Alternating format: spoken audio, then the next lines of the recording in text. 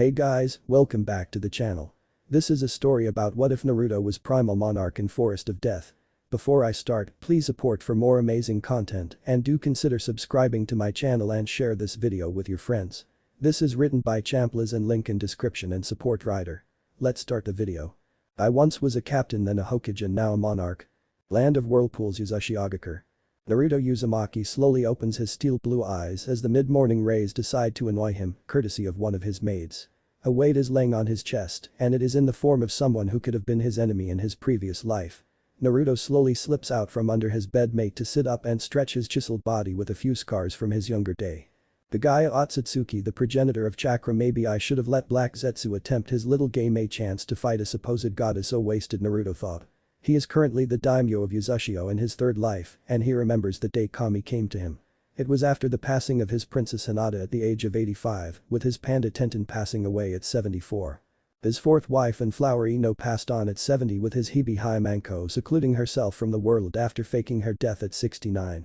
Naruto himself hid under a special henge to watch his children grow and have children of their own. His pupil becoming Nanadame and his oldest daughter become Kaidame after his second in command's daughter became Hachidame. Kami asked a pair if they lived full lives and would they do it again, save another world from a calamity. He and Anko agreed as both indeed lived full lives and were ready for their next journey together. Kami has the pair reborn into a fantastical world where most of the population possessed powers other than chakra and were known as hunters. Hunters are able to use a power called magic, which is similar to chakra but more spiritual. The gods gave humans magic to combat magical beasts and gates, but also what was lurking in the shadows. Interdimensional entities known as rulers and monarchs were using the world as their battlefield and the gods could not let this continue. However, one of the monarchs would side with the gods to stop this war. The contemporaries were still here as our world, but instead of Kagaya it was her clan who spread chakra to the world. Hiding in their tower known as the Heaven Tower among other fantastical people and places. Kagaya still gave birth to Hagoromo and Homura, but she was killed by her clan with the Jubi. Kami decided to give Kagaya another chance at life and a better one with those who would actually love her. Eventually being reborn into a clan of elves inside the Heaven Tower, but her father was from the Kagaya clan. Her mother Althea Lee named her after the clan due to a dream sent by Kami, thus her name being Kagaya Lee. Kagaya would meet Naruto inside the tower when he was young on the 7th floor and would serve as a guardian due to his blessings. Eventually becoming his lover and gaining a love of sweets and cute things like bunnies, but also Naruto and his soon-to-be lovers. Other events happened as Hashirama Senju fought Madara Uchiha, but this time both men had hunter abilities. Madara even used a Biju-sized dragon named Ashen Wonder Braya instead of Kurama the Kyuubi no Yoko, but ultimately failed once again. However, he escapes and went into hiding and father's son, who would have a son named Minato Namikaze. However, instead of being the man of virtue like in Naruto's previous world, he was a man of greed like many who lived in the village of Konohagakure no Sato. Greed and a lust for power spread after death. Hashirama, as many within his own clan, his students and his village fought for the remains. This would force his brother Tobirama to flee with what remains of his clan that wasn't filled with greed. Eventually these Senju fled to the island nation of Uzashio, mingling with the Uzumaki and races who lived there. This would lead to the birth of the legendary healer Tsunade Senju, great-granddaughter of Hashirama.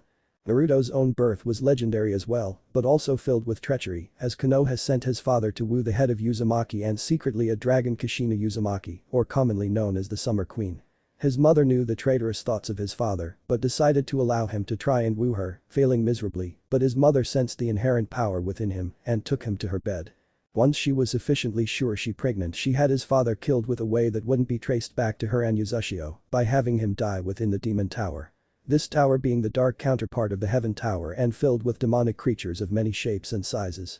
Konoha and Fire Country were incensed at his father's death as he was the Yondaime Hokage, but without evidence of any wrongdoing, all they could do was glare and bear it. The alliance between the two great countries becoming frosty at best, but it did not stop them from cursing the Summer Queen for this. 9 months later Naruto was born with no trace of his father's blonde hair, but black and red hair. Unlike his previous life, Kurama was never sealed into his mother or him, instead living on Uzashio and lazing about to have several children. Kami made sure Naruto was born with both his powers, as well as the powers of the Shadow Monarch and ruler of Death Ashborn. This power would make him the ruler of Uzashio and one of the most powerful ninja/hunter. Naruto stares into his full-length mirror at his form, droplets of water and steam still dripping from his muscular frame. He is a towering 6'4" once again with a runner's set of legs, his skin fair like his mother and his hair a bushy red hair, with the sides shaven, but black in color. Several runic tattoos adorn his body, along with faux dragon scales down his left arm, with an assortment of tattoos representing his clan. The most distinct was the full back tattoo of a pair of angel wings, embracing numerous flowers of different species to represent his fallen wives, children and grandchildren. Well, you won't have to get used to the height like before Zetsue or the six-headed dragon of chaos muses, standing behind him with a towel. She has long crimson hair with streaks of white, her eyes being one sapphire eye and one ruby eye with black sclera. She wears casual clothes of a black skirt and white blouse with a black cravat. Naruto takes the towel and starts to wipe himself off. True, but I wonder what the others are like in Konoha, he says. Well, you get to find out as you get to head there. They have an unranked gate in need of closing, Zetsue says, dispelling. The former blonde sighs with a roll of his neck, grabbing his red boxer briefs and slipping them on. He heads to find his clothes for the day left by his maid, but finds Kaguya starting to wake up. Why didn't you wake me, Kaguya says, rubbing her right eye cutely. She has pale skin with butt-length white hair, pale green eyes and 2 red circles on her forehead, wearing a light pink nightgown with bunnies on it. Naruto softly smiles and sits on the edge of the bed to give her a soft kiss to her temple. You look so cute sleeping, we didn't want to wake you, he says, and Kaguya sighs, puffing her cheeks. Alright, however, do you wish me to accompany you and Anko to Konoha, Kaguya asks, but Naruto shakes his head. We'll be fine, continue focusing on your training, Naruto says, and Kaguya nods, getting out of bed and heading to take her own shower. He finds his clothes and slips on a pair of loose-fit blue boot-cut jeans with a skull head belt and white socks. A long-sleeve, form-fitting red shirt with bionic arm graphics over a form-fitting muscle shirt. A pair of silver tip and heel cowboy boots, 6 special black bracelets of 3 on each arm, a long medallion with his clan symbol in silver, and lastly a silver school ring, signifying his marriage to his partner in crime Anko Uzumaki. Speaking of which, where is Anko, Naruto thought. Perhaps training in the garden. She is close to attaining her Bankai, Zetsue comments. Naruto tilts his head with a sigh and grabs a black diamond head cane, which was Zetsue in disguise. Naruto makes his way out of his expansive bedroom and finds his way to the garden, many servants greeting him as he passes. Honen and Tsunade are probably jealous that they can't publicly marry you like Anko, Zetsue says. Technically there isn't a craw for me, but as a daimyo I can have mistresses along with a wife. Besides, Tsunade is able to legally keep her clan name same, with Kaguya, Naruto thought. True, and Kushina-sama wants you to have 5 mistresses, so you better get to finding 2 more, Zetsue says, and the monarch's eyes. Naruto continues on, but a small noise catches his attention, and he turns to catch a small white fox with 3 tails. Fushi croons, rubbing her head under his chin. You found me, Fu, come on, let's find An-chan, Naruto says, and Fu climbs on his shoulder. The pair reach the garden as a small weight hits his shoulders, and the source being Anko meditating in the garden. Her Riatsu waving off her still form with Wisteria Amber Wisconsin driven into the ground. Anko in this new world is a member of the One-Horn tribe, powerful beings and skilled martial artists. All having either one goat-like horn on the left or right sides of their heads and sharp eyes. Anko herself having a black horn on her left temple with long light violet hair to her waist and haunting brown gold eyes. Naruto finally awake, Anko says, opening her eyes. She wears dark blue custom obi-style dress with a white silk short skirt and garter straps to white fishnet stockings with dark blue and black boots that button up the side with a small heel. You're just early, Naruto says, giving her a long and hungry kiss. A presence makes herself known in the form of the mother of Naruto and Yondaime Mizukage of Yuzushi Agakure. Kushina has long crimson hair to her knees and a roundish face with dragon-like purple eyes and fair skin. She wears a black but revealing Kunoichi Shizoku with her hips and back bare, along with a crimson Haori on her shoulders. Hey if you're done sucking face, we have things to discuss, Kushina says, smirking softly. Anko scoffs with a giggle as Naruto blushes slightly. We know mama don't trust anyone in Konoha, she says. Fu leaps into Kushina's arms with a look on her face. True, but don't show off too much, your father was from Konoha, and they will do everything to entice you into joining hands with them, so be careful showing off your Sharingan or your other abilities. That goes for both you, Kushina says. Of course, but not like they have someone on my level. I make their S-class hunters look like jokes. Besides, I can perhaps add to my army with this gate, Naruto muses, hugging his mother.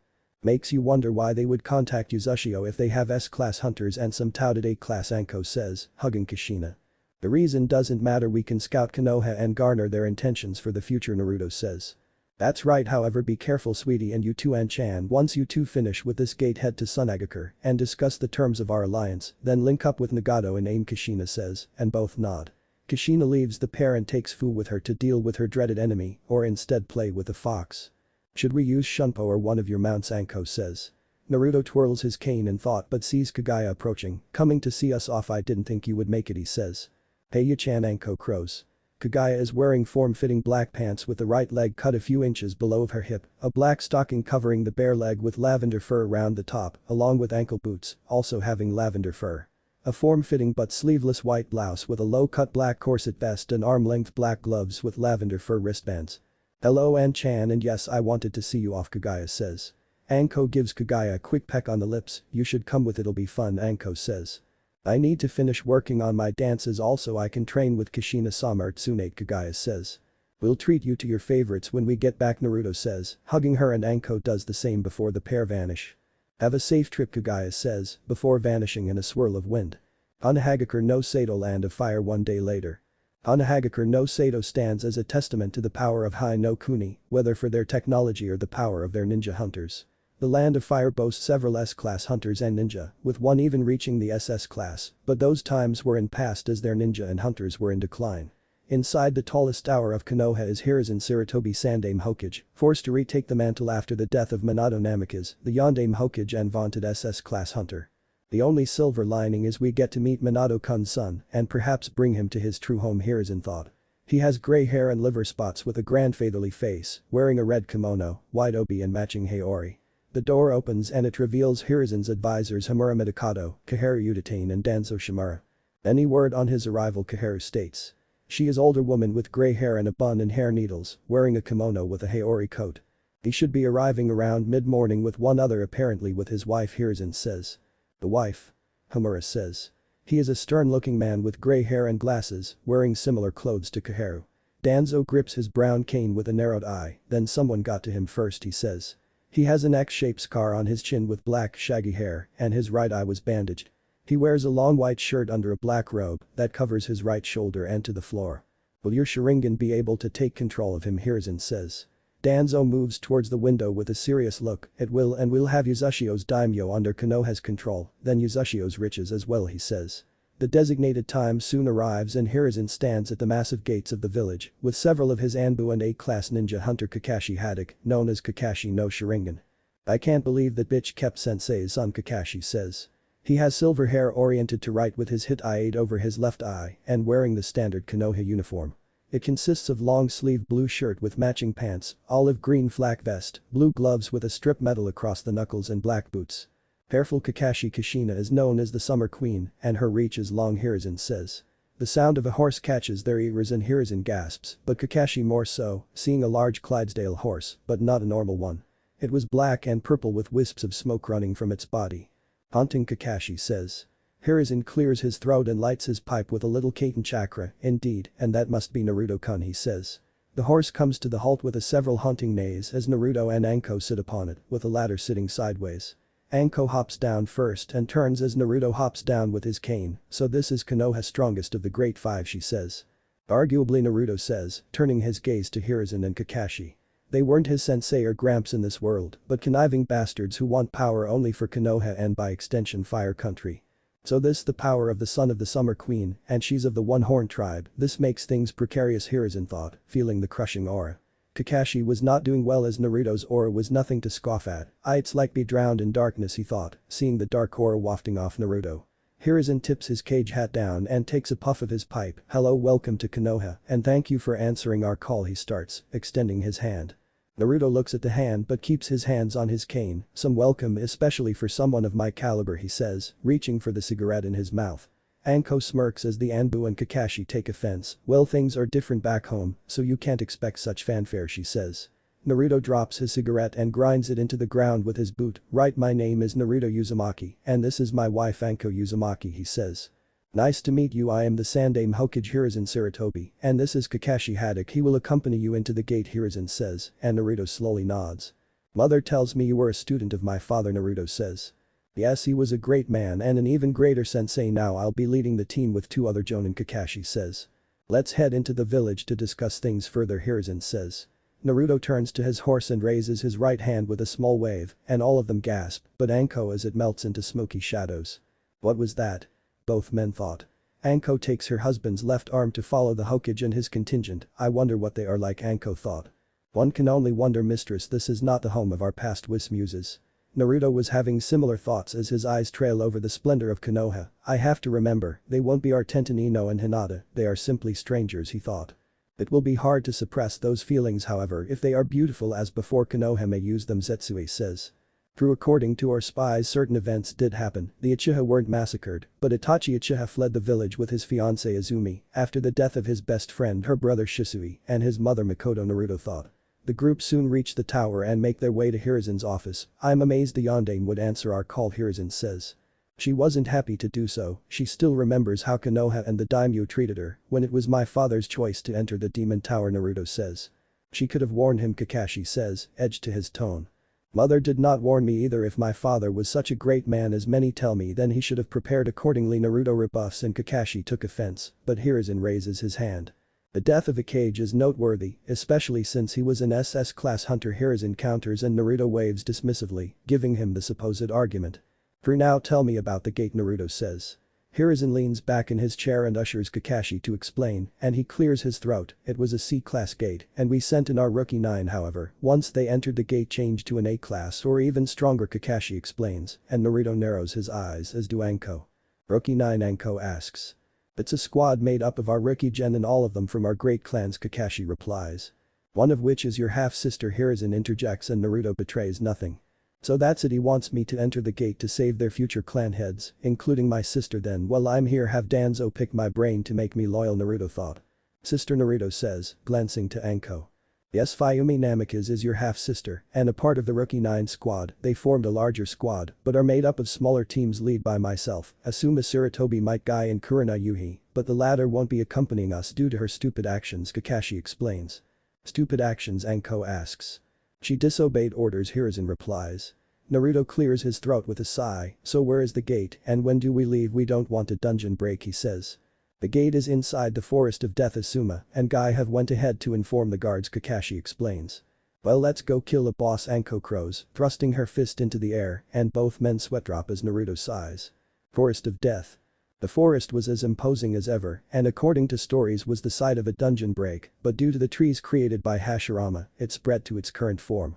It creates weak gates and its wildlife was mutated, thus used for the Chunin exams to test the genin hunter's mettle. The gate is this way, Hiruzen says, leading them to one of the entrances where numerous people were running around. However, 2 stood out as the son of the Sandaime and 1 potentially on the verge of becoming an S-class hunter. Yosh, they have arrived, Guy shouts. He still has his bowl cut and thick eyebrows, wearing a green jumpsuit with orange leg warmers and a jonin vest. No need to shout, Asuma says. He has black hair and a full beard with a cigarette in his mouth, wearing the standard uniform, but has a sash from his time as a fire guardian. However, both men snap into a cold sweat as Naruto's power falls on them. I hear he may be as powerful as the Yondaime was or even stronger. He's not ranked among hunters so no one knows, and he's only some kid no older than our rookies, Asuma says. He is indeed powerful, and the young woman with him is as well, Guy says. Asuma, Guy, this is Naruto and Anko Uzumaki, Kakashi says, and they exchange pleasantries. Naruto then turns his gaze to the gate itself. Most low-rank gates are stable, but this, he thought. Otsutsuki Zetsui questions. Possible, but why though, Naruto thought and turns his gaze to Hiruzen. How long have they been in there, Naruto asks. About 2 days, Kakashi says. Naruto cups his chin in thought and looks back to the gate. They could be dead already, however there is no telling what was inside. We shouldn't risk any more of your people, Anko and I can handle this alone, he says. What? Asuma snaps, but Hiruzen raises his hand. That is most generous of you, but if that is case then we would take all the spoils to make this concession, Hiruzen says. Crafty, Naruto thought but smiles. Of course the gate should remain open for at least 1 day after the boss is killed, so do as you feel best, he says. Naruto then raises his cane, and Hiruzen gasps as it turns into a katana with whirlpool guard and a diamond on the sheath. Well, we'll be on our way, Naruto says. Hiruzen watches Naruto and Anko enter the gate with a calculating eye. That witch has taught him well, he thought. Was that wise, Hokage-sama, Kakashi says. This still works, I will report on his abilities, Hiruzen says, and Kakashi slowly nods, while Guy weeps about youthful children. So this is it, Anko says. The pair were standing in front of a large cave entrance. Don't sound so bored, Naruto muses, as he slips off a bracelet and tosses it in the air. A plume of smoke erupts from the glowing bracelet and a belt harness appears. Anko takes Zetsui as Naruto catches the harness and proceeds to slip it on around his waist and securing it at the thighs. What do you think is inside, Anko asks. Naruto shrugs as he slips Zetsui into the harness and they make their way inside. Several minutes inside the cave the pair find the corpse of a spider and it was the size of a small lion. It resembles a black widow but red in color with the telltale marking being purple. Spiders, it had to be spiders, Naruto says, checking the corpse and seeing it was burned but slashed in sections. Those rookies have been busy, Anko says, pointing, and Naruto sees numerous spiders, but some were a different color and species. A nest of some kind with multiple species, Naruto says, and removes 2 more of his bracelets, tossing them to the ground. Aga Akagi, Naruto says, and both bracelets glow, exploding with smoke. The smoke dies down to reveal 2 foxes the size of a mature tiger, one brown with red eyes and the other white with blue eyes, each having 6 tails and the bracelet around their necks as a collar. How can we help, Naruto-kun, the brown one says. We need to find several hunters, should be 9 in total, Akagi, Naruto says. Shouldn't be too hard, the white one says, and Anko giggles. Through Kaga, can you sniff them out, Naruto says, and both foxes sniff the air. The 4 continue through the cave system for some time and find more corpses. So what's your sister like, Anko asks. Not sure, he had her before he went into the demon tower, mother told me about her when I was 6, so we'll see what sort of person she is, Naruto replies. A dark aura hits them as they reach a large cavern that splits into 2 paths, the boss is in that direction and the hunters that way, Kaga says. You find the rookies, the boss is mine, Kaga Akagi, go with her, Naruto says, and the foxes nod. The 4 split off and Anko follows the foxes down a path downward but come to a wall of rock a different color to the rest. Here they are, Anko says, before shattering the wall with a roundhouse kick. Inside were 9 people with a few holding weapons. Who are you? The brash Kiba Inuzuka shouts. He wears a leather form-fitting black jacket with zippers over the chest and sleeves, along with black pants, sandals and metal forearm gauntlets. Anko Uzumaki, and they are Kaga and Akagi, Anko says, looking around and seeing they were more or less unharmed. You're from the One-Horn tribe, another says, she recognizes as Shikamaru Nara and gets him gasps. He wears the typical Konoha attire, but without a vest and a cigarette in his mouth. A real Shikamaru no Yamanaka, and her former sister wife says. She wears purple outfit consisting of a purple high-collar blouse and matching apron skirt with shorts and sandals, carrying a healing staff and a witch's hat. Odded one, so who's the leader of this merry band, Anko asks. I am, and you look enticing, how about we get to know one another, Ms. Uzumaki, a third says, being the ever-arrogant Sasuke Uchiha. He wears a light blue shirt with shin guards and a black open front apron with white diamonds on the bottom and black cargo pants, along with steel toe boots. I know I am, and unfortunately for you it's Mrs. Uzumaki I married, Anko says. Married? Then you need to file for divorce and marry Sasuke-kun, the pink hair menace Sakura Haruno shouts, and Anko shoots her a dark look, causing her to look away. Bitch, Sakura whispers. She wears a pink black high-collar blouse and with black shorts, pink leggings and knee-high kunoichi sandals with a healing tone. Anko also sees the other members of the Rookie 9, but Hinata was completely different from their previous life, and Tenten wasn't among them. Her one, Hinata, dressed more provocative with a mesh sports bra showing off her flat stomach, light blue short shorts, a white coat with lavender cuffs and middle, along with calf-length ninja sandals and elbow-length gauntlets. Regardless of what you want, Pinky, my husband and I were sent by your Hokage to save you and clear the dungeon, Anko says, but the area rumbles. What was that? Guy's mini-clone and son Rock Lee shouts, wearing the same outfit as his father but no vest. Naruto must be engaging the boss, Kaga says. Who's Naruto? Another blonde asks, but her hair looks almost white. She has blue eyes, and her hair is shoulder length aside from the ear-length side bangs and done up in a small bun. She wears a black uniform jacket with an orange zipper and buttons on the waist and sleeves, orange pleated skirt with white leggings and black sandals. She has a pair of Kadachi swords on her waist with forearm bracers and shin guards.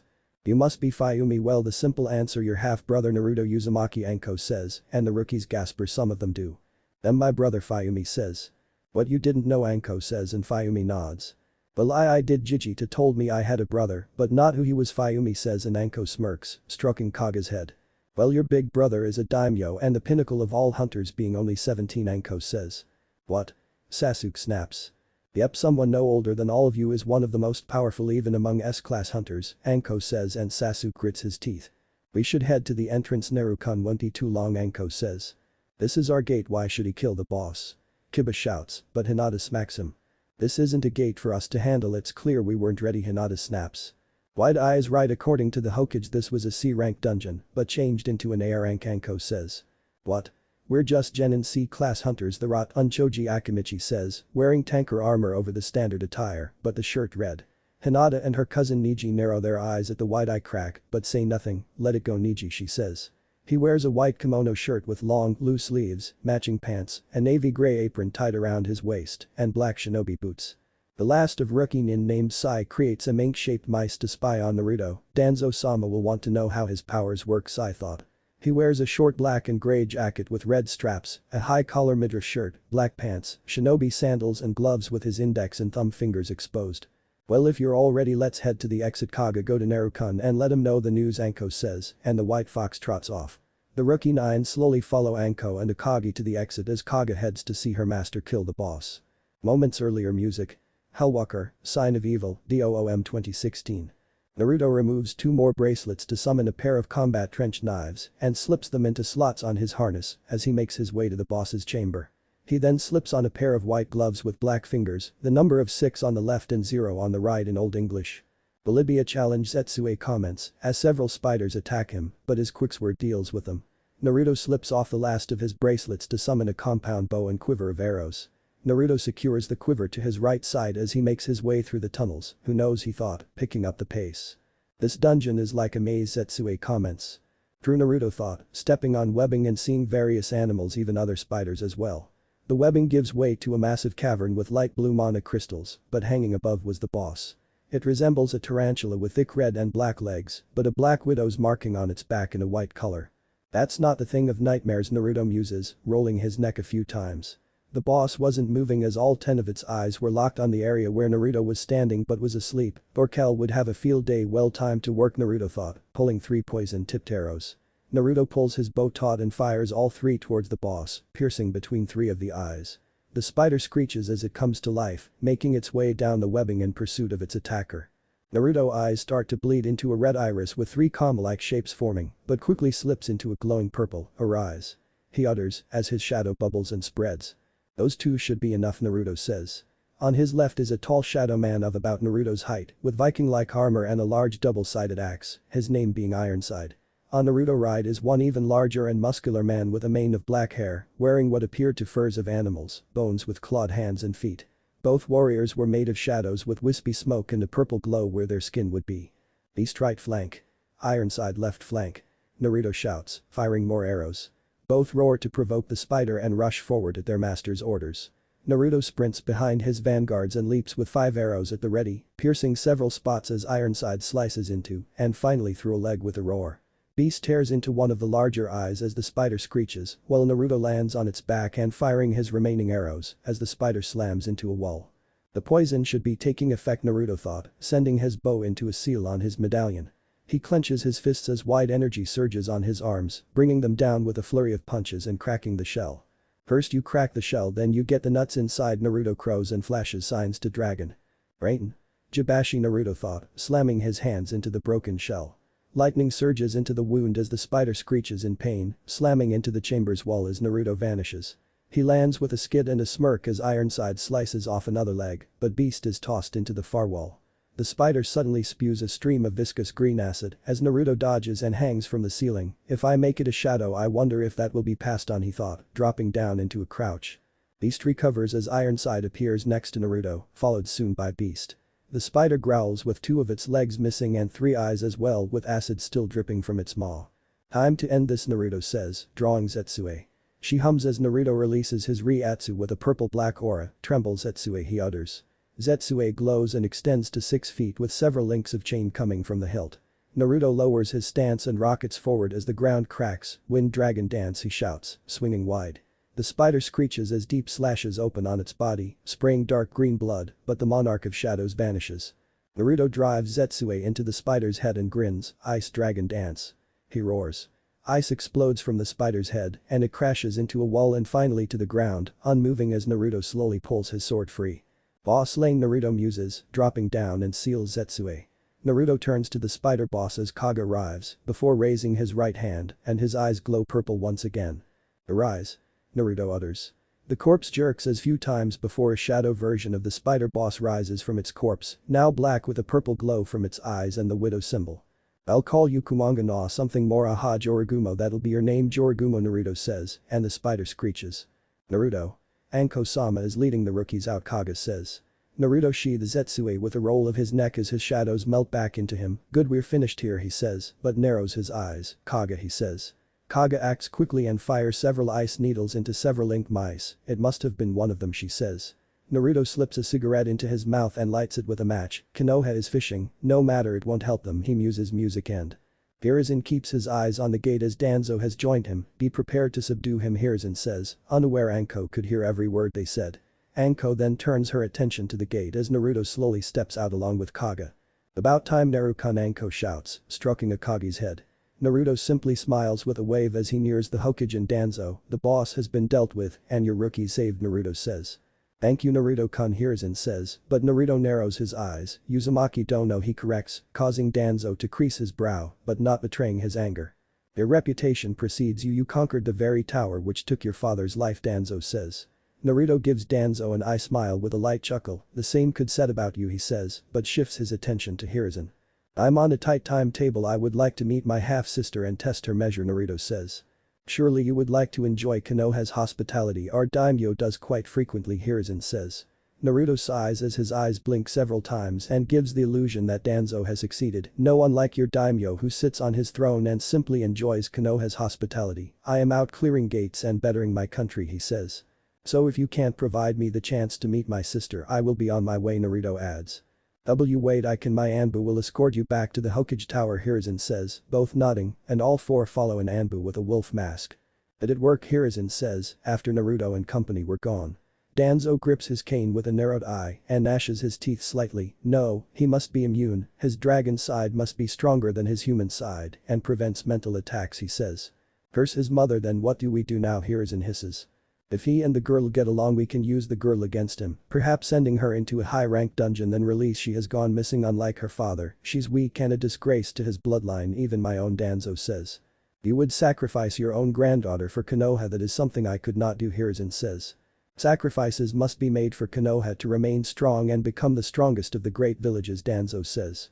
Will you ever tell her Hiruzen asks. She is but a tool to used for Konoha familial attachments serve no purpose Danzo says, walking away. Hiruzen watches his old friend and rival leave, we may be of a similar mind, but I cannot make such choices, especially when it comes to my grandchild he thought.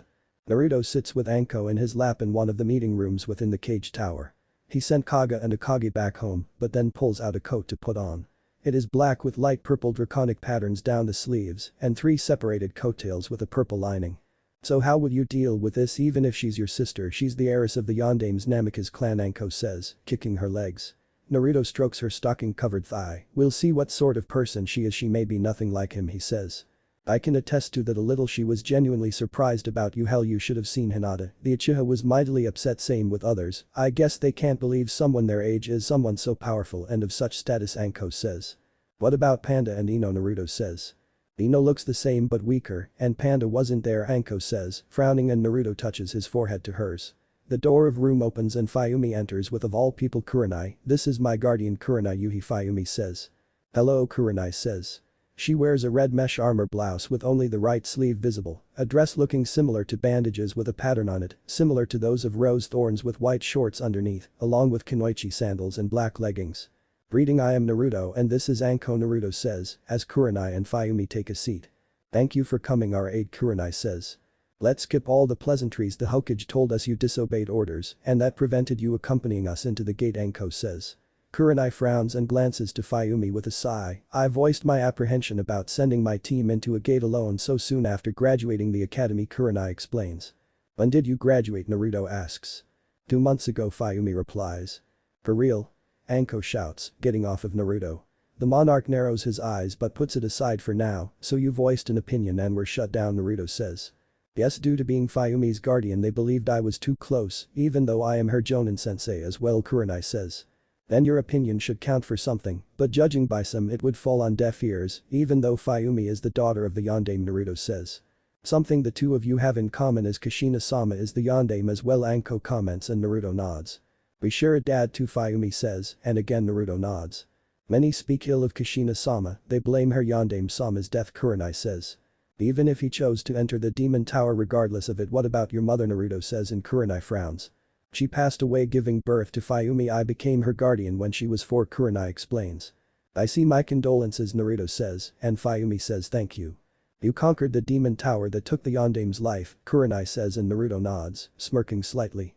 Anko pats Naruto on the shoulder with a smirk of her own, he sure did and is setting his gaze on the heaven tower she says and Kurenai's eyes widen.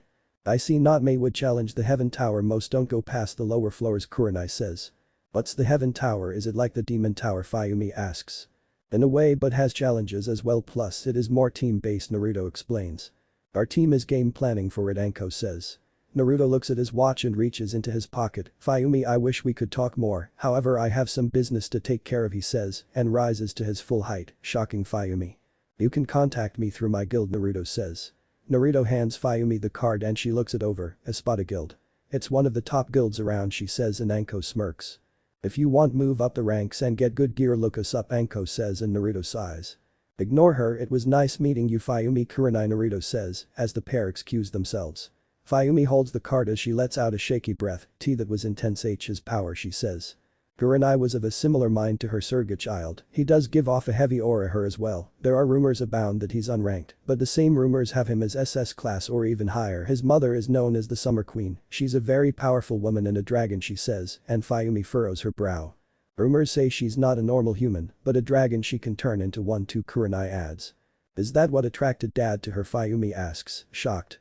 In a way, it was more political than romantic. Konoha and Uzushio were old allies, but after Yondaime Sama's death, it became cold as ice, so much we removed the red spiral from our Chunin and Jonin vests. I am actually shocked Sandaime Sama convinced Uzushio to help us with this gate, Kurenai replies.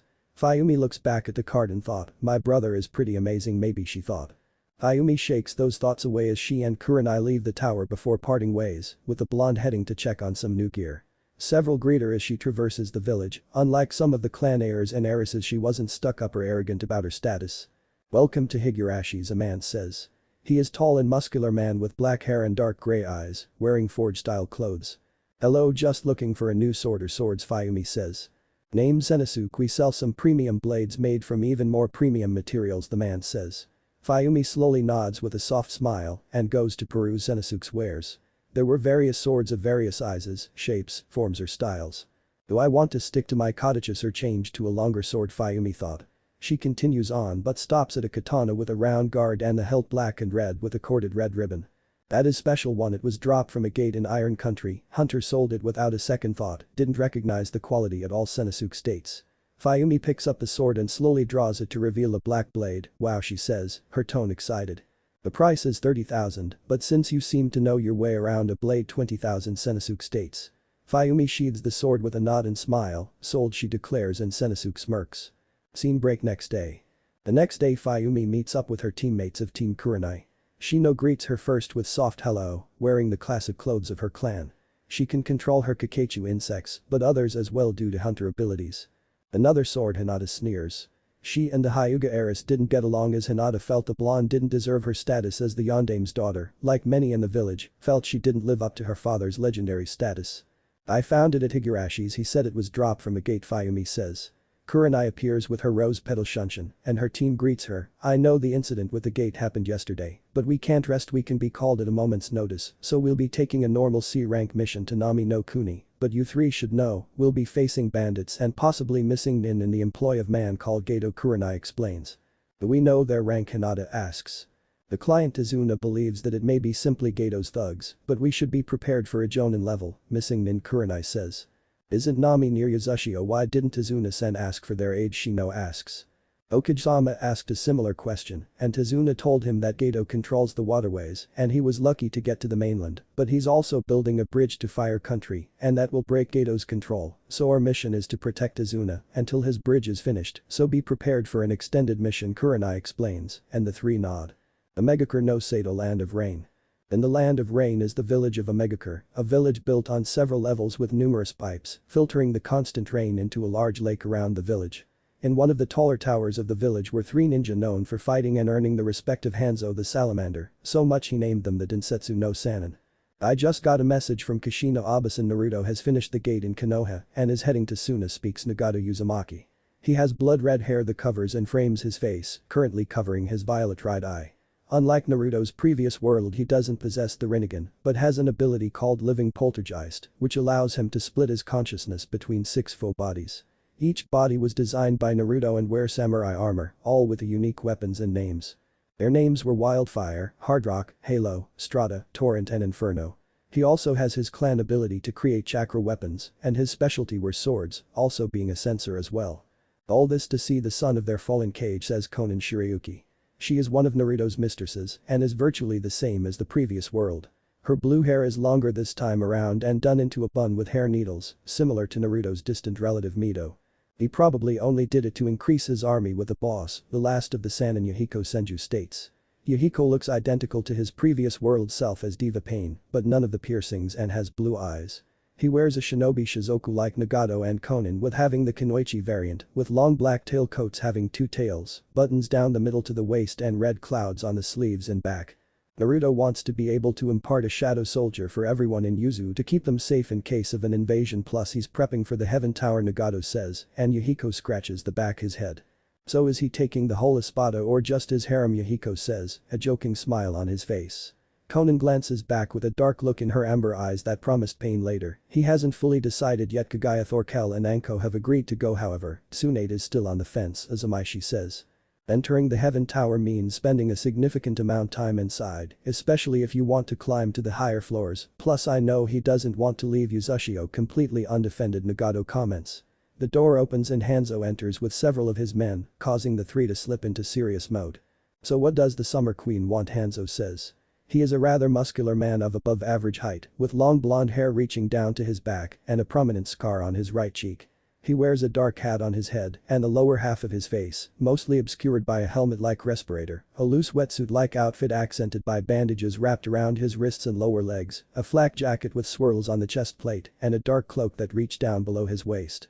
Ashina-sama wishes to enter into an alliance with AIM. She knows you have issues closing gates and often rely on you to be the deciding factor, Yahiko says. Hanzo narrows his eyes but chuckles. That woman's reach is long, so what is her offer, he says. She would want us to establish a guild here. We would supply some members and allow your people to be trained up, Yahiko explains. She would also like to put the seemingly endless supply of water to use, Nagato adds. And how would she do that, Hanzo asks.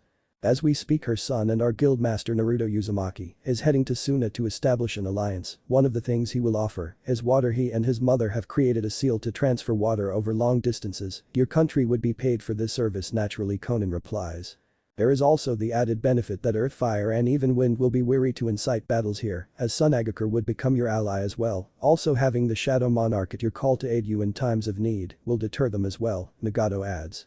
Hanzo stares at the three ninja he dubbed the Sannin, but laughs, haha, having the daimyo of Uzushio and son of both the Summer Queen and Kairoi Senko as an ally is something no sane person would pass up, so I accept your terms. And what would be the guild established here called, he says.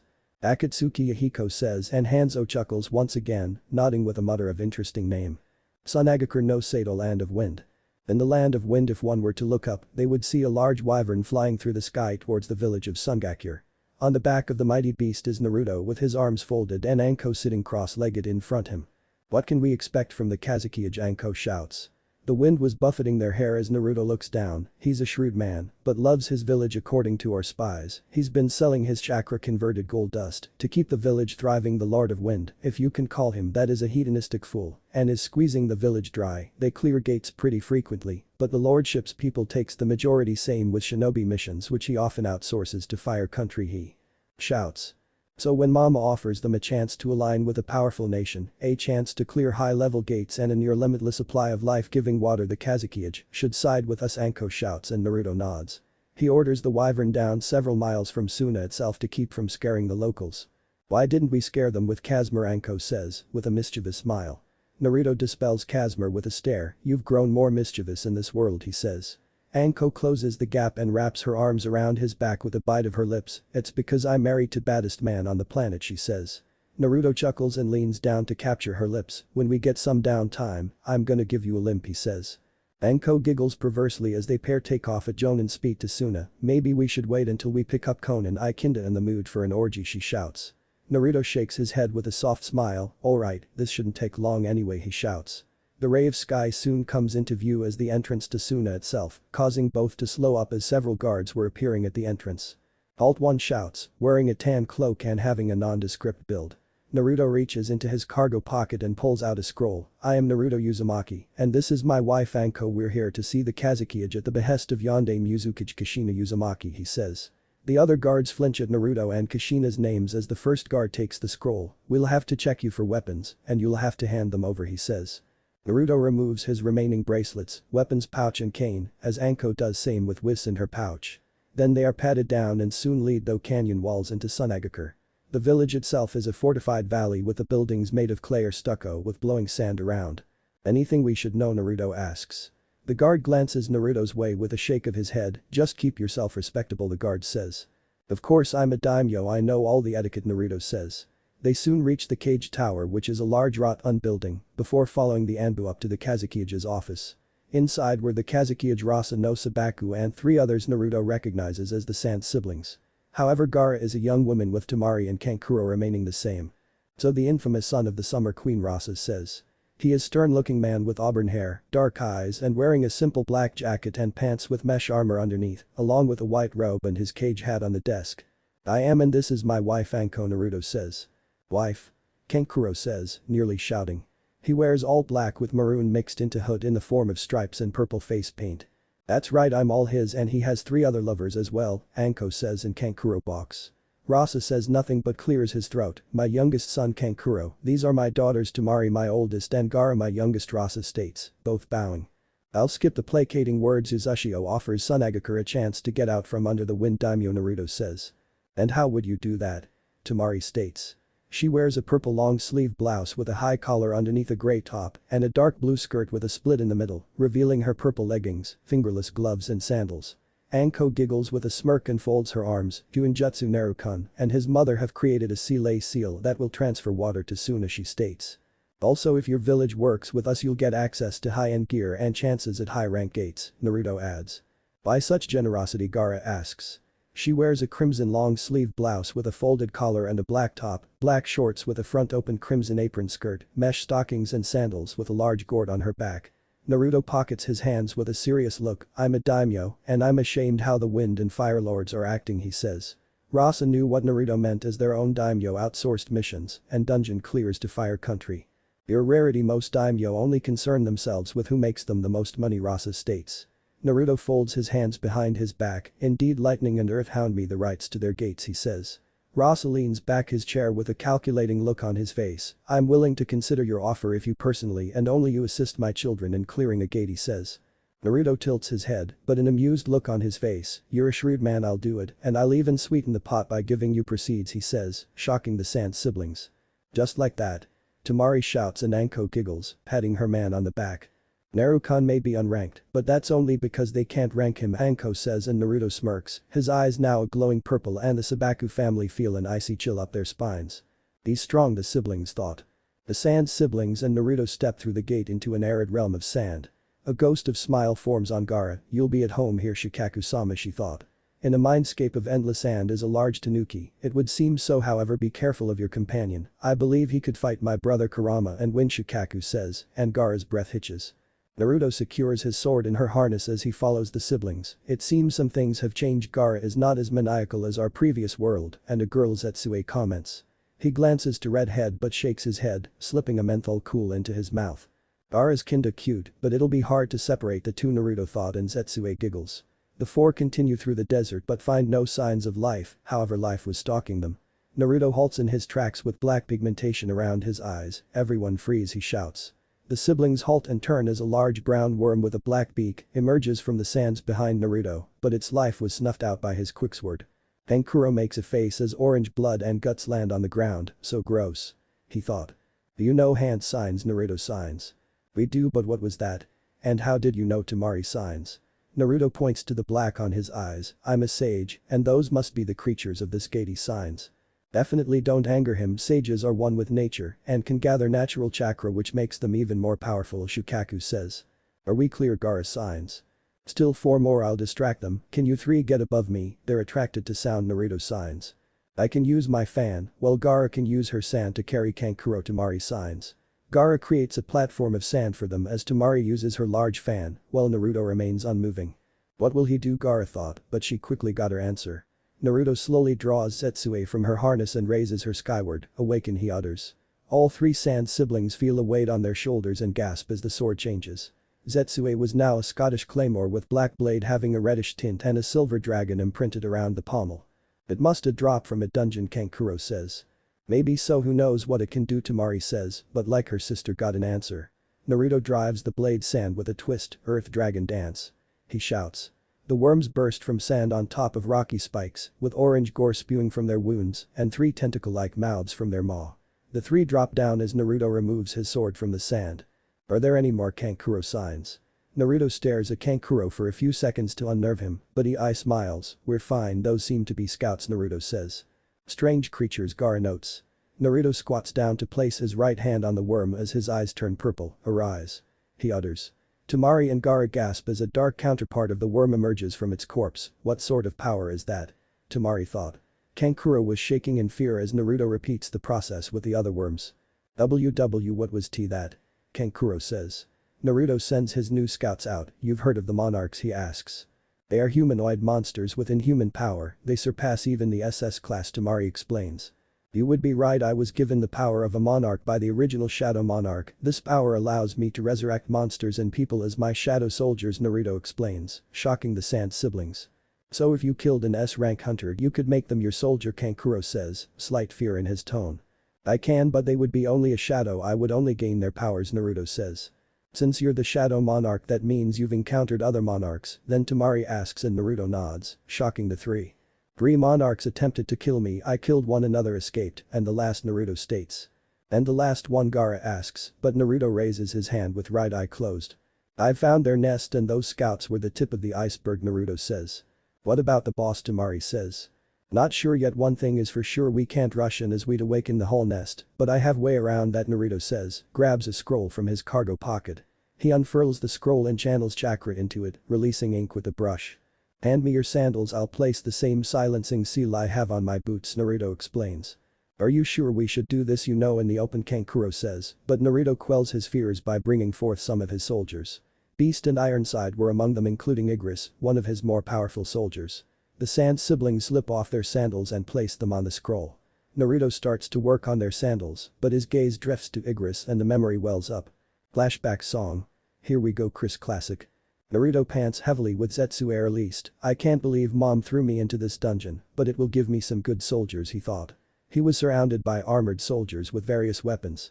However, one stood out with blood-red armor covering him from head to toe, a tattered red cape, and a long red hair-like ornament extending out of the back of his helmet. Careful, this one is different, Zetsu says. Naruto smirks and shoots forward as the Red Knight swings his great sword, both clanging with a loud noise and blowing back the other soldiers. Naruto pushes forward as the knight does the same in a crude test of strength. Slowly the ground starts to crack under their boots. Naruto roars and breaks the stalemate with a wind dragon dance, causing gashes to form on the knight's armor as he skids back. Naruto shoots forward again as flurry of swings erupts from both as the ground cracks from each parry. This is fun. Naruto howls, skidding back with several bruises.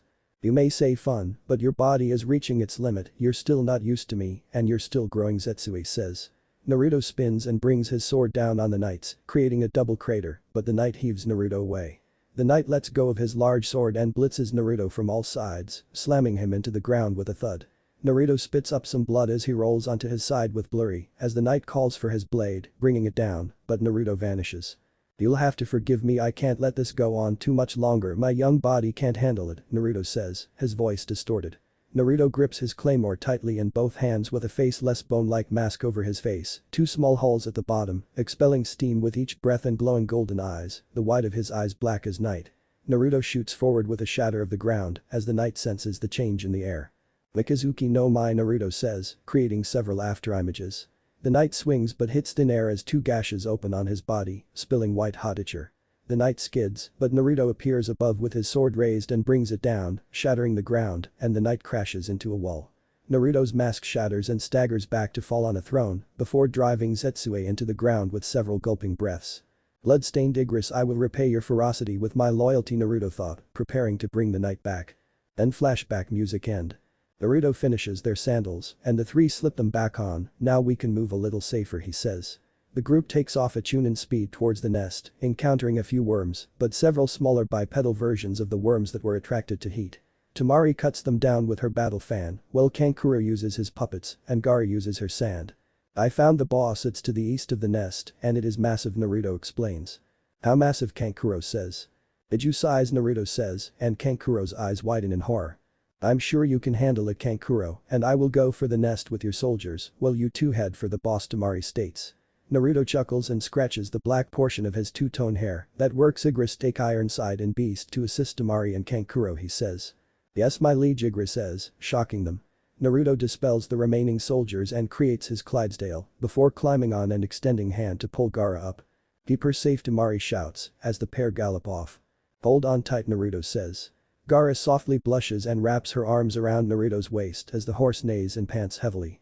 What happened to the last monarch? You killed one and one fled. What happened to the last one? Gaara asks. Naruto chuckles softly with an amused look on his face. After seeing her compatriots in such a sorry state and learning I was the new shadow monarch, she decided to merge with one of my lovers and make her into a monarch. You might know her as Tsunade Senju, he explains. Gaara's teal eyes widen and flicker. Tsunade Senju, the most powerful and beautiful healer, she says, and Naruto laughs. Add to that she is the monarch of plagues, Naruto says. The sand becomes more coarse as old structures of a forgotten civilization appear. Naruto slows his horse as several demonic creatures were in their path. Leave them to me, Gaara says, hopping off the back of the horse. Are you sure? Naruto asks. Gaara's teal eyes turn gold and take the shape of a four shuriken, with the whites of her eyes turning black. Fufu, I'll find Shukaku-sama and I are one, Gaara says as her gourd breaks down and forms a long tail. Naruto smirks with a nod and gallops off, drawing Zetsue and cutting down a few demons. Music.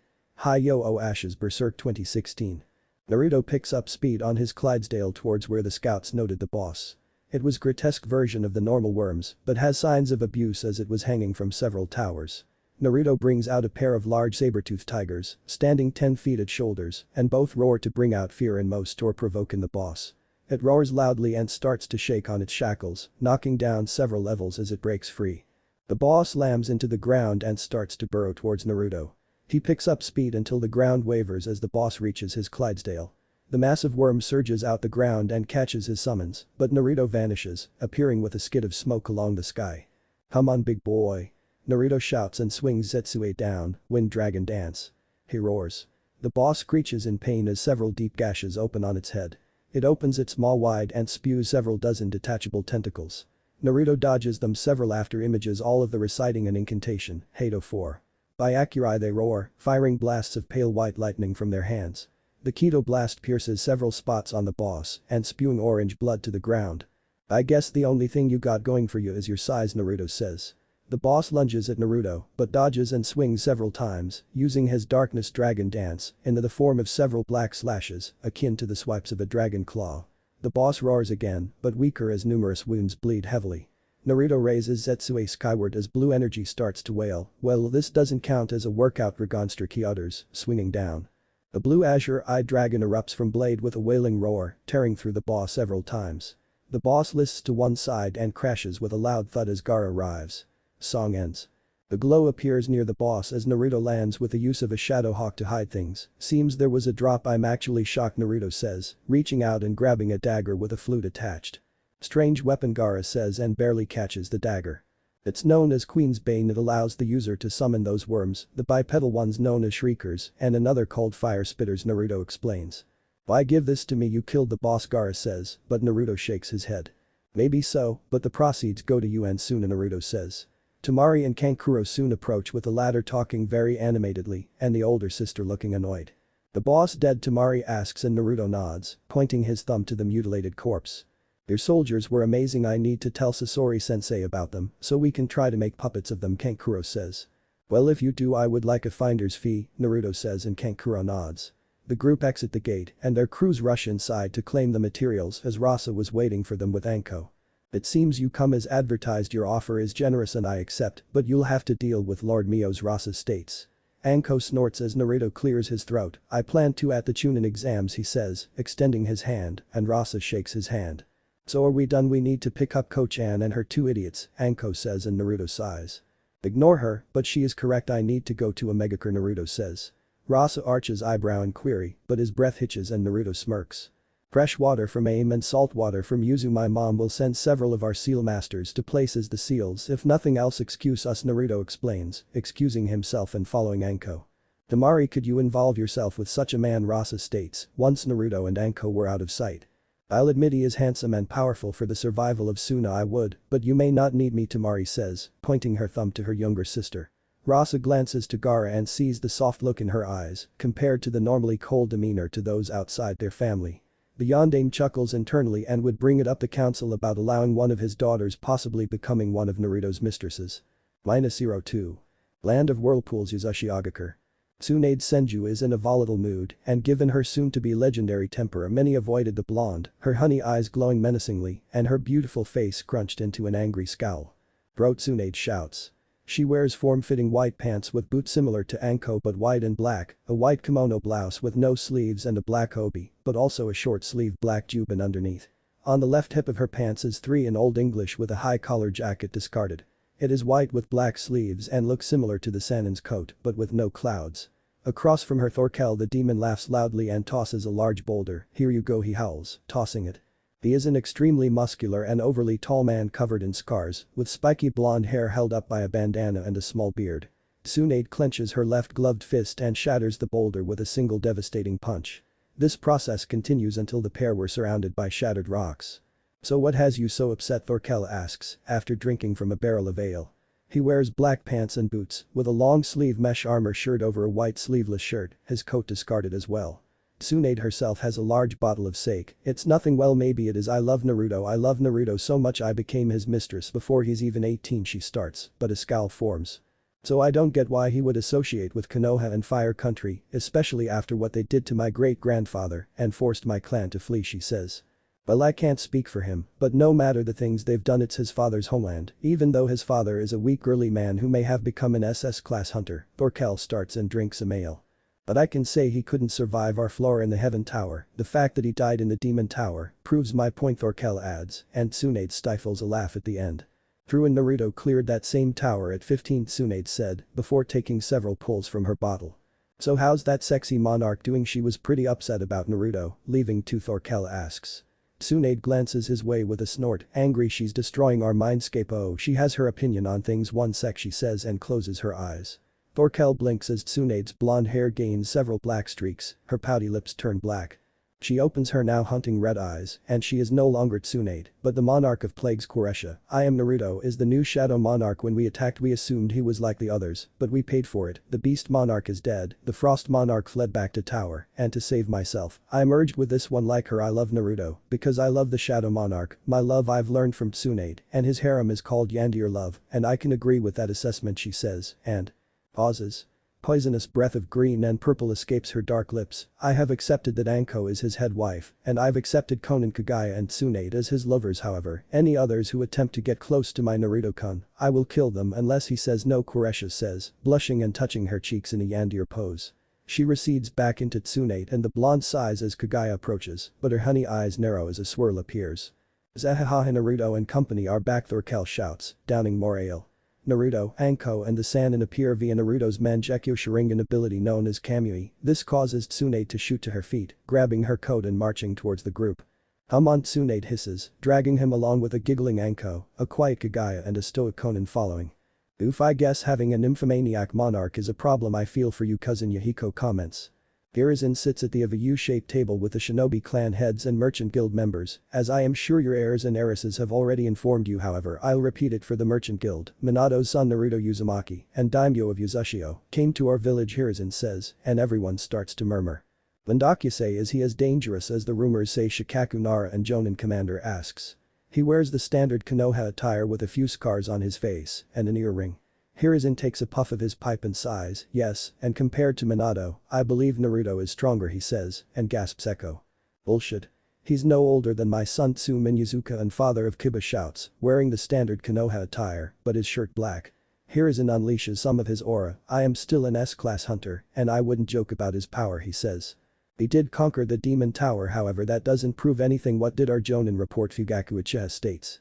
He wears the standard flak jacket, along with a black shirt and the Konoha Military Police Force symbol on the shoulders, shin guards and a black open front apron with white diamonds on the bottom. He stopped our Jonin from entering the gate, and Sai Sumijutsu was stopped as well. However, Kakashi and I witnessed him ride a horse made of shadows and dispel it with a simple wave of his hand, Hiruzen explains, and the council murmurs. A skill similar to our clan but able to create a horse, then could he create soldiers as well, Shikaku says. That level of control is impossible, Choza Akamichi says, wearing standard Konoha attire with a hachimaki tied around his forehead. Never discount it, he is the son of the Summer Queen, and her powers are mostly unknown, Inoichi Yamanaka comments. He wears the gray uniform of Konoha's T&I department and black trench coat. Changing the subject, my daughter reported a young woman with Uzumaki. She remarked she was his wife. Yashi Hyuga states. He wears a white kimono with dark obi and long brown coat. Yes, her name is Anko, and she's a member of the One-Horn tribe, Hiruzen says. Gukuku, that's interesting. As for my encounters with them, they don't associate with anyone outside their tribe. This should give credence to some of Naruto-kun's strength, speaks one of the 3 students of Hiruzen known as the 3 beasts. It may very well Orochimaru, Hiruzen says. Orochimaru is a pale man with snake-like yellow eyes and long black hair, wearing the standard Konoha attire. Who cares, Minato's brat should have lived here no matter what that bitch said, shouts the second of the 3 beasts, Jiraiya. He is muscular man with a mane of white hair and dark eyes, wearing a green guy with a red vest and Jetta sandals. And risk all-out warrior Ushio has powerful allies within the tower and will come to her aid, speaks the final member of the 3 beasts, Shirahashi Senju. She is very beautiful woman with a sinful figure, long dark tresses and cobalt eyes. She wears a mesh bodysuit under a revealing dark blue battle kimono. Shirahashi-chan is right, Fire Country cannot afford a war where Kumo could take advantage with their Biju, Hiruzen says. Then why haven't we acquired one of our own? Kiri is embroiled in a civil war, Taki is a weak nation, and the same could said for Suna, also the Kyuubi on the loose, Danzo states. I agree with Danzo-sama, we've never had a Jinchuriki, perhaps it is time we do, Fugaku says, and some of council murmur. Hiruzen leans back in chair and puffs his pipe. I will reflect on it. This meeting is dismissed, he says, and the council soon files out, leaving the 3 beasts and Danzo. Shisui Sharingan failed on him, Hiruzen says, and Jiraiya tsks in anger. Then what do we do, Shirahashi says. Hiruzen takes a few pulls from his pipe. Danzo has agreed to use Fayumi, they spoke for a time, and she can perhaps build a rapport with him. I'll have her team sent to use Ushio as an olive branch. If they can grow closer, then we'll send her team into a high-level gate. Anbu will shadow to evacuate the heiresses, but we'll sacrifice Fayumi and Kurenai, he says. She's nothing like Minato, at least she can be of some use. Kawaki is coming along well. Orochimaru's growth hormones have him near the brat's age. Kawaki may be the same age as your grandson, but physically he's the same age as the brat's, Jiraiya explains. Did he awaken the Mokuton, Shirahashi asks. Orochimaru chuckles softly with a glint in his yellow eyes. Of course it was nearly impossible to replicate your ancestors' famed Mokuton, but thanks to me, it has been reborn. His right arm is the latest prosthetic from Amato Futures, but for more military purposes, he explains. We'll need to keep Kawaki under wraps lest we anger the Senju and Uzushio, Hiruzen says, and Shirahashi scoffs. We the true Senju have no fear of traitors, even if one proclaims herself as Hashirama-sama's granddaughter, Shirahashi states. I hear she's beautiful, I'll get my spies to get us some pictures, Jiraiya says, and Shirahashi scoffs again. Going forward we need to get Naruto under our sphere of influence or ingratiate ourselves to him. It's only a matter time before others attempt the same, Hiruzen says, and his students nod, but Danzo doesn't. Unknown location music. Boruto asked Kara. He cleared the gate, a voice says. Several projections sit in a circle of stone thrones, all with wide eyes, save a few with one having Sharingan eyes. He's got skill, one says, in a snubby tone. He is the Shadow Monarch, he scared the Frost Monarch into hiding on one of the upper floors, Mamashiki, a second says. He's still a disgusting mongrel, Kinshiki, Mamashiki sneers. Tell us more about him, a third says. The first speaker brings up a projection of Naruto. He became daimyo at 14 after his mother abdicated to become the full-time Uzukage. The other daimyo fear him simply because of his age and the fact he doesn't rely on his village to work for him, they explain. He looks quite strong and not fully grown, fufu for a human, I could play with him, the first female voice says.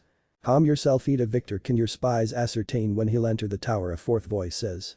The now named Victor shakes his head. No, I cannot. Urashiki-sama, his residence is protected by seals, and Uzushi Agakure has an early warning system in the form of his shadow soldiers. I gained the information I have through the guilds, he explains. Ida feels he's interesting, maybe I'll have to have some fun with him too, a fifth voice says. He'll dance well, Code, he's my great-grandson, a sixth voice says.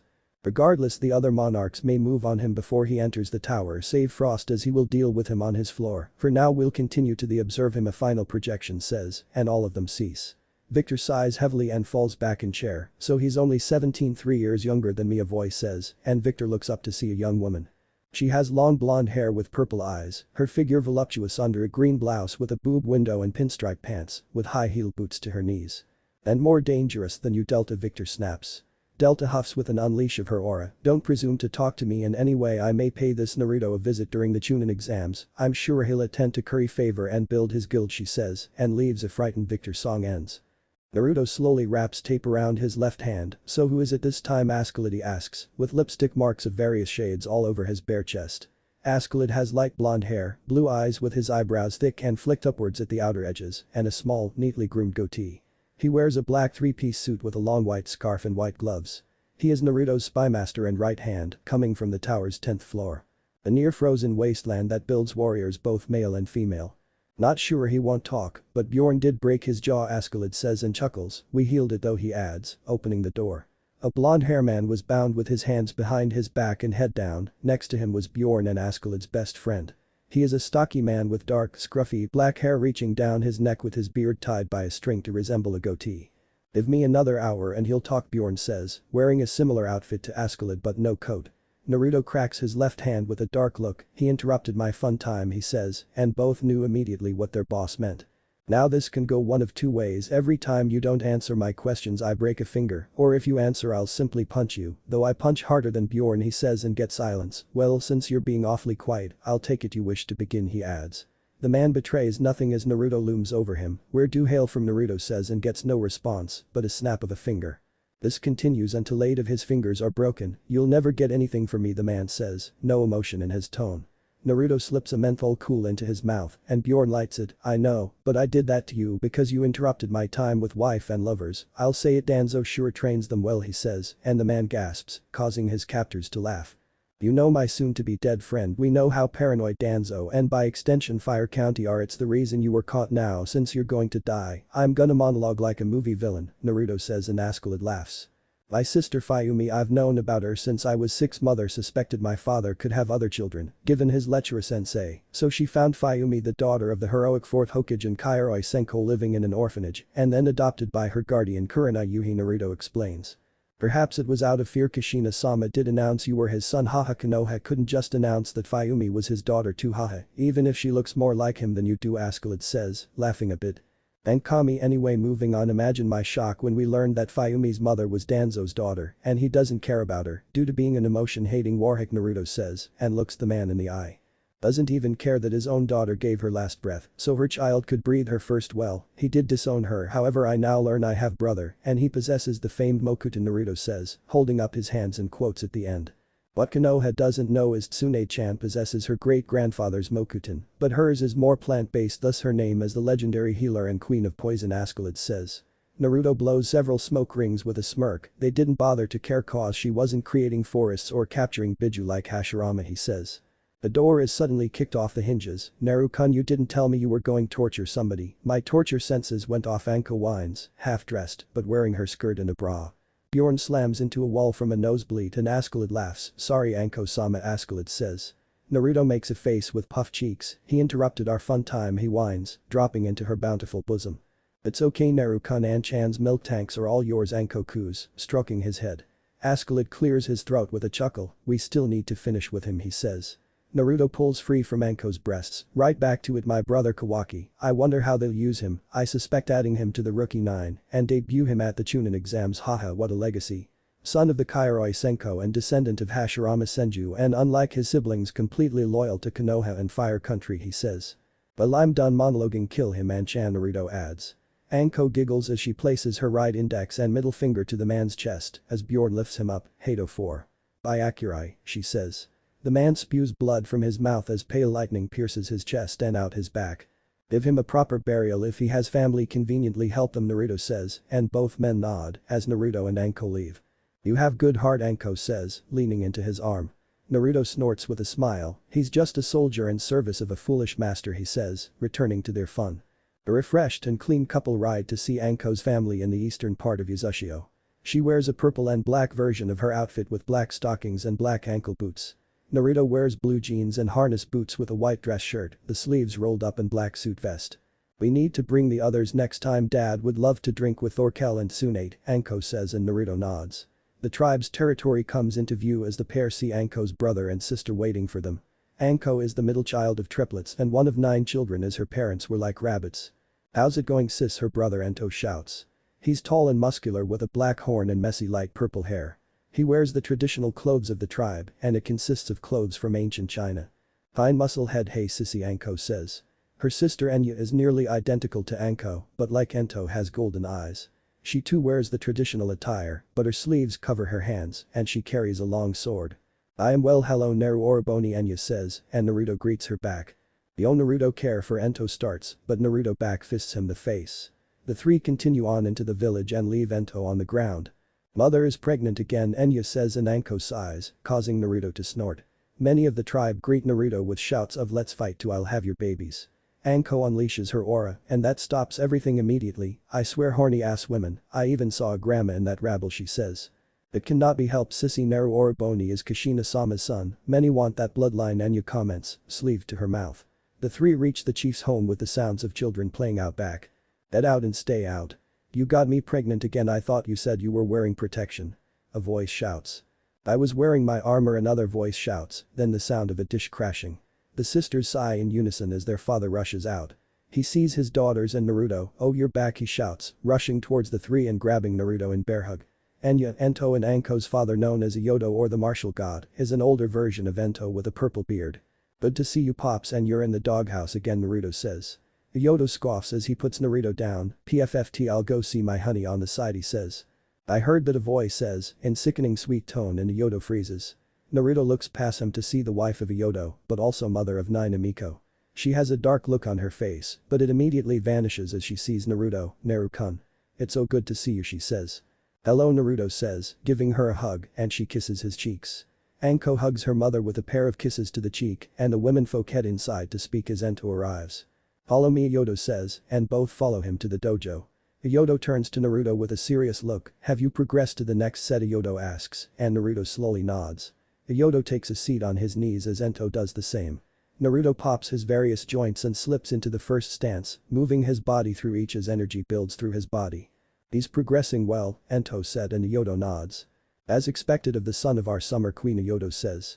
Naruto halts his movements and centers himself to release the excess energy. You balance so many different energies, not many can't, Zetsuo says. Maybe so, but as Aniki always said, Naruto thought, and Zetsuo nods. A sound mind is a sound body, both said. Iyodo claps his hands with a chuckle. Alright, how about a spar, he says, and Ento grins. Anko sips her mother's tea with a loving sigh. I still can't make tea like you do, she says. Emiko slips a cracker into mouth with a soft smile. It's a mother's love. Does Naru-kun love your tea, she asks. He does, he enjoys it during the morning or after dealing with paperwork or overload from his clones doing his paperwork, Anko replies. I'm still coming to terms that you, my twin sister and Naruto, have lived a previous life and found each other again. It's so romantic, Enya says, and Anko smiles.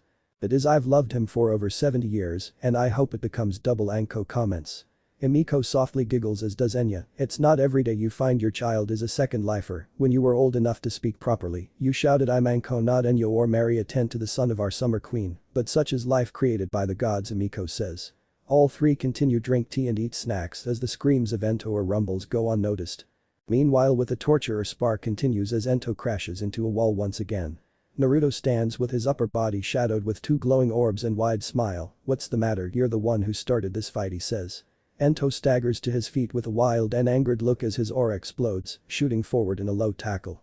Naruto simply dodges with a sway back and back step before connecting with an uppercut to Ento's chin, but he pushes through, grabbing and tossing Naruto with all his might. Sao, Ento roars. Naruto flies a few feet but catches himself with his right and rights himself back into the hand pocket stance. Ento rushes Naruto again, but he flips him with an Aikido toss, then grabs him by his right pinky and breaks it. Well, let's stand you up, Naruto says, twisting the finger. Ento screams but finds himself standing as Iyodo calls an end to the spar. Nice torture session, I mean spar, Iyodo says. Naruto lets go of Ento, and the latter sees his finger dangling. You are so rough with me, Ento says. Because I know you can take it, I do the same to Thorcal, bro. If you intend to enter the tower and protect Enya or Anko, then I need to beat you until I feel you're ready, Naruto explains. Naruto is correct, the Heaven Tower is nothing like gates. You need to be ready now, go meditate and clear your mind, Iyodo says. Ento nods and goes to sit down as Iyodo slaps Naruto on the back. Sturdy as ever. Tell me, in your second life, did you have tough opponents, Iyodo asks. Not really, but here everyone is strong and I can fight to my heart's content. I really do hope my great-grandfather is in there, Naruto starts, and his eyes glows brightly. I hope he dances as well as the stories, he says, smiling wide. One Horn Tribe territory. Sakura forests.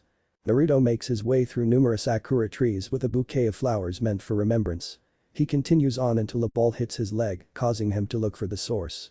The source was a little girl of about 5 with brown hair and purple eyes, but the most curious feature were her fox ears and 2 tails. She wears a red floral kimono with a black obi, matching tabi socks and brown sandals. We named her Amagi in remembrance of her, a voice says, in a deep baritone. Naruto picks up the ball and turns to the Kyuubi no Yoko. I see Kurama, he says. Kurama is a young man with a mane of orange hair, thick whiskers on his cheeks with red slitted eyes. He wears no shirt with a dark gray jacket, black hakama pants with a wide obi wrapped around his waist, the access forming 2 tails in front and no shoes. Amagi sees her papa and runs to him for her to be picked up. She can be a bit shy, Kurama says. Naruto approaches with the ball and holds it to Amagi, but she buries her face in Kurama's chest. Ahaha, so what brings you here, Kurama asks, as the pair walk. Naruto sighs with a look into the canopy of trees. I'm intending to go into the heaven tower with my espada and I need my primera, he says. Kurama strokes Amagi on the back. You don't need me, my place is here as guardian of Yuzushio, he says. Naruto softly snorts with a smile. I know, but wanted to ask, besides I know it brings bad memories, he says, as they reach a shrine where Kage and Kaga were waiting. Both were in human forms of beautiful young women wearing Maiko-like outfits of their colors. Naruto-kun both greet. Naruto places the flowers and says a prayer, remembering the day the original Amagi gave her life for him. He was 3 at the time and gotten lost as most children do. He couldn't maneuver his child body and paid for it. Several hunters attacked him on the 5th floor of the tower because of who he was, and his guardian died. Once I reach that floor I will make them pay, Naruto says. Akagi squats down to hug him, and Kaga does the same. We will be with you, Akagi says. Naruto rises to his full height but feels a tug and sees Amagi with her arms up. He smiles and picks her up as she hugs him, causing him to remember the original, keeping him safe. Another Hinako taken, but this time I can avenge her, Naruto thought, hugging little Amagi. Naruto sniffles a bit and hands Amagi to Akagi before stroking her head as big Amagi did for him.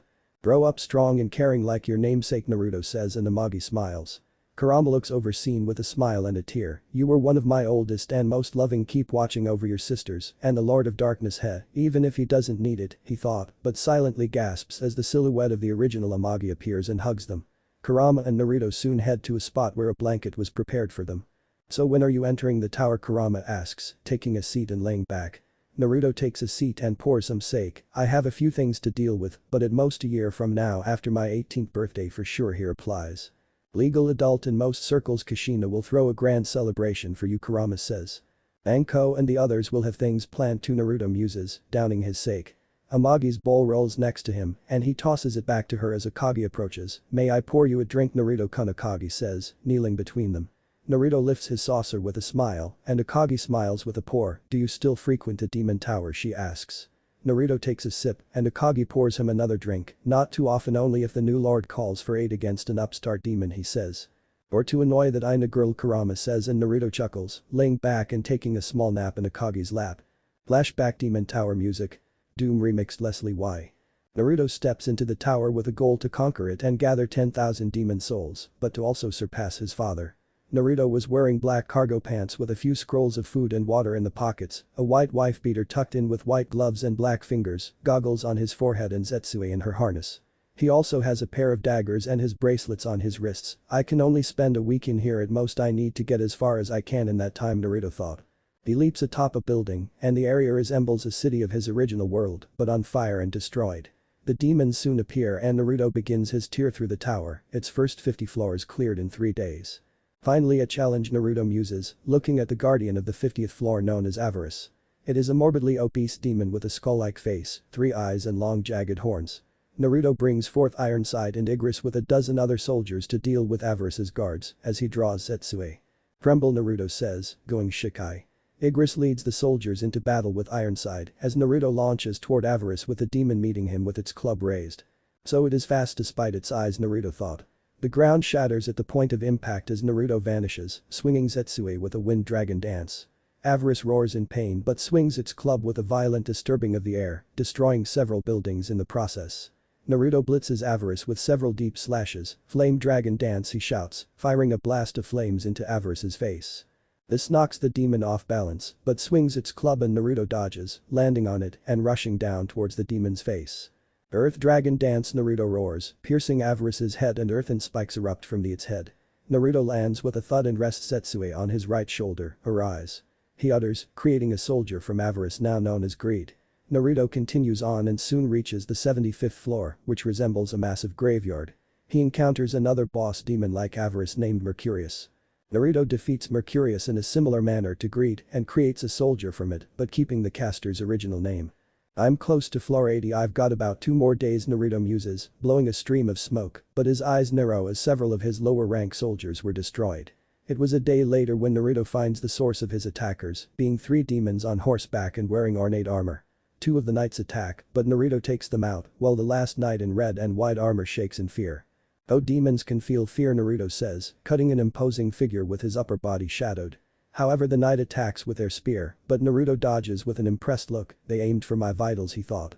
Naruto shoots forward and breaks open the knight's guard and shatters their spear. I give up," the knight shouts, stopping Naruto from going for his dagger. "They can talk," Naruto thought. The knight removes their helmet to reveal a girl with long purple hair braided to her mid-back, with light red eyes and red marking around her eyes.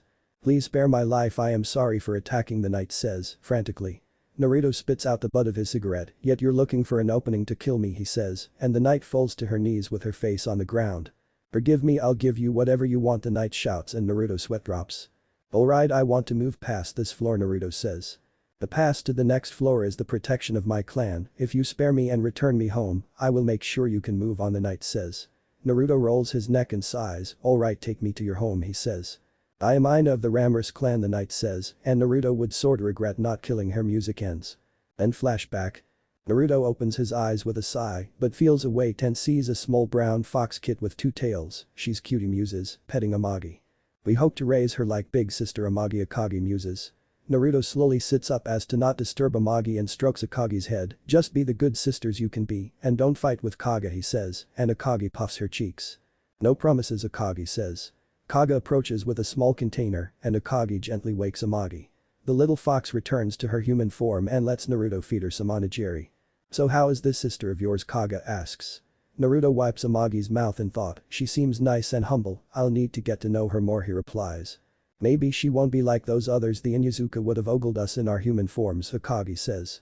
"Inyazuka are more animal than human," Naruto says. "If he would have attempted anything on Ni-sama or Anko-sama, I would have taken what makes him a man," Kaga says, and Naruto get a dark look. "I would be inclined to agree," Naruto says. "What makes him a man?" Amagi asks, her voice soft and innocent. Kurama snorts as the 3 make a face. "Something you don't need to know for now," Kurama says, taking her from Naruto, and she makes a confused face. "I should get back to Anko, see you later," Naruto says. Kurama gives a nod as Kaga and Akagi give him a hug. "Bye-bye Nai-chan," Amagi says, and Naruto waves, vanishing in a swirl of wind. Izushi Agakur no Sato 1 month later. Fayumi shrinks under the gaze of the Yuzukage as she and her team were sent to Izushio on a goodwill mission, but it was met by ice-cold looks. If one asked Fayumi would she rather the looks of Izushio's citizens or fighting nearly 30 D-rank hunters in Nami, well, she would take the latter. Hinata maintains a stoic face, and Shino was unreadable, while her sensei stood protectively in front of them. "Thank you for accepting us, Yuzukage-sama," Kurenai says, but Kushina says nothing. The Redeed wanted nothing more than to cut down these 4, but one was her son's sister. "How does it feel?" Kushina asks, simply. Kurenai furrows her brow but gasps at the question. "Very cold, ma'am, similar how you were treated," she says. Kushina leans back in her chair with a lick of her lips and her draconic eyes on Kurenai's ruby orbs. "At least you're smart, so what does the monkey want?" she asks. "Okage-sama wishes to rekindle our alliance. He sent us to be of use to you in any way," Kurenai says. Kushina arches an eyebrow with a smirk and a seductive look on her face. "Anything," she says, but Kurenai blushes brightly, causing the Redeed to laugh. "I'm not like my counterparts. If Sarutobi wishes to truly rekindle our alliance, he'll need to come here himself and his ward of a student as well, so Yuhi-san, your trip is for naught," Kushina states. Kurenai frowns and turns to her team, but Kushina was standing behind her. "However, I wish to see something." "Fayumi, come stand in front of me," Kushina says, and Fayumi gasps. Kurenai was about to protest, but Fayumi makes her way forward before Kushina cups her face. She couldn't look away from Kushina's purple draconic eyes, but Redeed pulls back as quickly as it happened. "Your team can stay, be thankful of this girl. I'll have my Anbu escort you to a hotel," Kushina says, but the door bursts open and a young man rushes in. "Kushina-sama, we have an A-class gate in Lower Shinkoku," he shouts, having messy brown hair and yellow eyes with a slim build under his black suit. "Falcon, who do we have?" Kushina says, and Falcon appears, kneeling on one knee. "The sand in our off-island and the remaining Espada are spread through Yuzuan clears. It would take hours to reach Shinkoku with the other guilds," Falcon reports, and Kushina pinches her nose. "Where is Sachi?" Kushina asks, and Falcon freezes. On his morning run, the last to disturb him couldn't eat for 4 months, Falcon says, and Team Kurenai gasp. "Go get him, tell him I said to come," Kushina says, and Falcon vanishes, followed by the young man, but then the Summer Queen turns her gaze to Team Kurenai.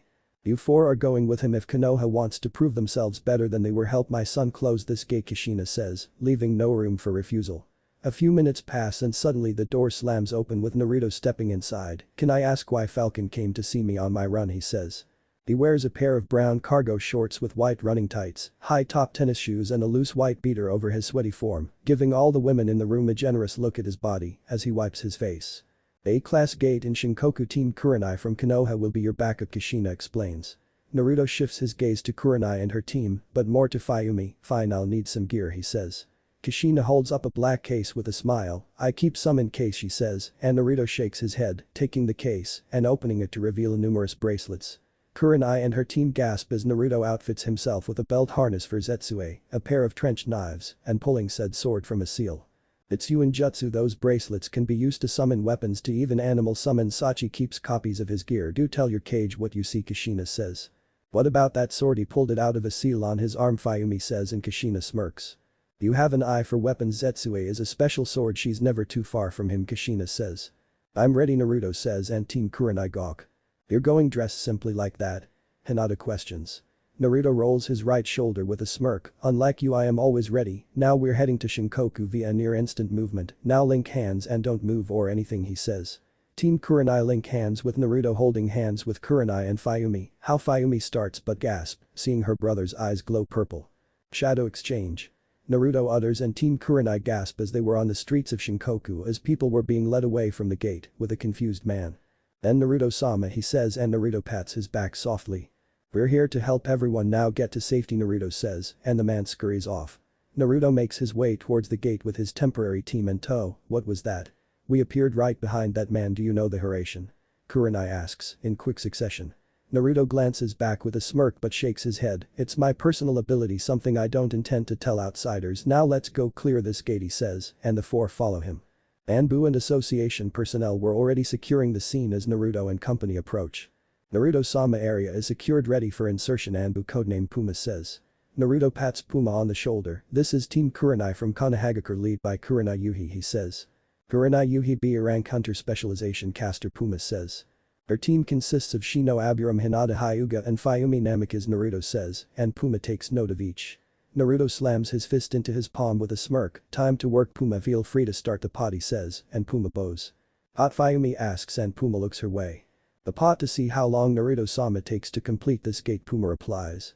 "You're cutting into my time, let's go," Naruto shouts as they step inside. The first thing that hits Team Kurenai were the chilling cold of snow and harsh wind. "What is this?"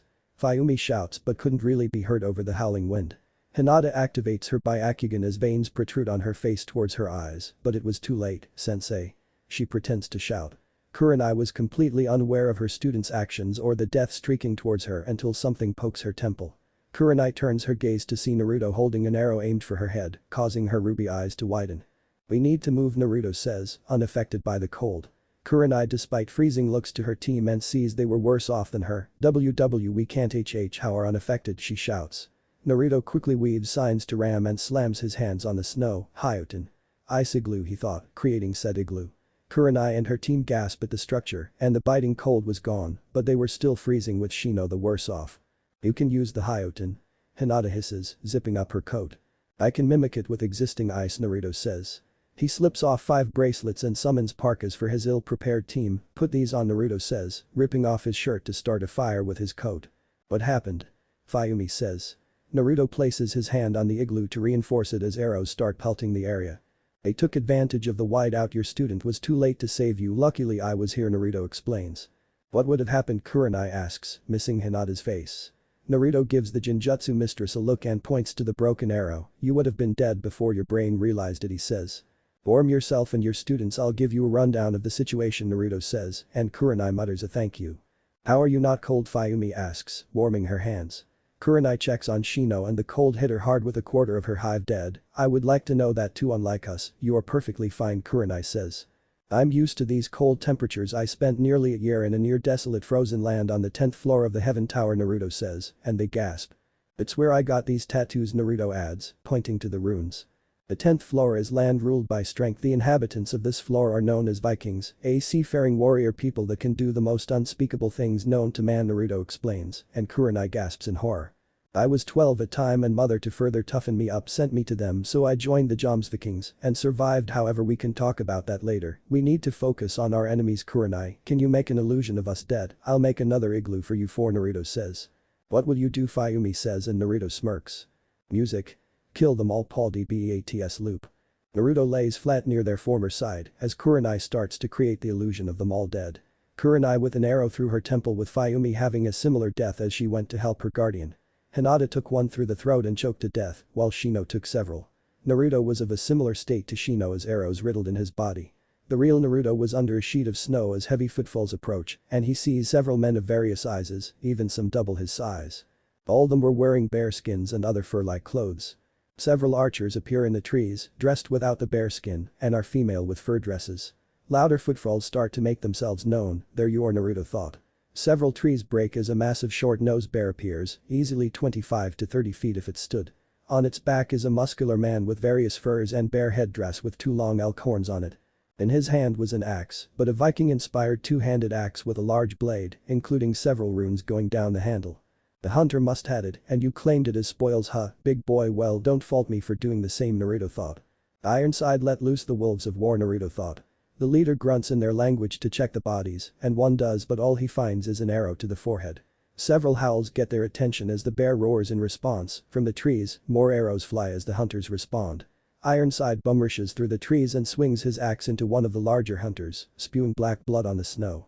Wolves follow Ironside and attack, going for throats as the hunters counterattack, but when a wolf dies another rises. The archers try to pinpoint their quarry, but their quarry make no sounds. One hisses in anger but grunts as she's bound to a tree by thorns, allowing Kurenai to emerge and slit her throat. The Jinjutsu mistress continues this process as Fayumi and Hinata begin their ground assault. Hinata hated this mission, but she also hated Kurenai and Fayumi, the latter more so as she is the useless daughter of their yondaime. She, like many in village, felt Fayumi should be leading them into the future, but instead wallows mediocrity. She learned from her father that Konoha intended to announce Fayumi's heritage to garner clients and trainers. However, Yuzashio did it first and with a male heir, but Uzumaki genetics were nigh superior, hiding all traces of the yondaime. Hinata slams her palm in a hunter and explodes his heart with her Jukin, thanks to her gauntlets which increase her strength. She had hoped to seduce Naruto, but he saw her attempt to kill Kurenai. "Curse the gods for my failure," Hinata thought. At the same time, Fayumi was fighting to the best of her abilities. Her new sword, which she needed to give a name to, was like an extension of herself. "Brother seems to fight like an assassin with those daggers," Fayumi thought, seeing glimpses of Naruto. A large hunter swings a large club, but Fayumi blocks, causing her to skid in the snow as she catches her breath. "We need to kill the boss, I can feel my limbs going numb," Fayumi thought. The club hunter roars almost akin human and bear, but Fayumi screams right back. She shoots forward as her whole body glows yellow, as do her eyes. Kyuten Kenjutsu. Severing wave, Fayumi thought, slashing the hunter in several spots. He gives one last roar and collapses with a thud as Fayumi staggers, but falls into something hard. The something being Ironside, causing to move quickly, but the brute gives her a thumbs up. Fayumi does the same and Ironside smirks, before joining his master. Naruto stares the leader down as Ironside joins him. "Bear is all yours, leader is mine," he says, sheathing his knives and slowly drawing Zetsue. The leader seems to sense the challenge and leaps from the bear with a thud. The tension seems to double as both sides stare each other down. "Did till Krig." Naruto roars and Ironside roars as well. The leader and Warbear do the same as both sides rush into battle. Fayumi joins Kurenai in the trees. "What did Naruto yell?" Fayumi says.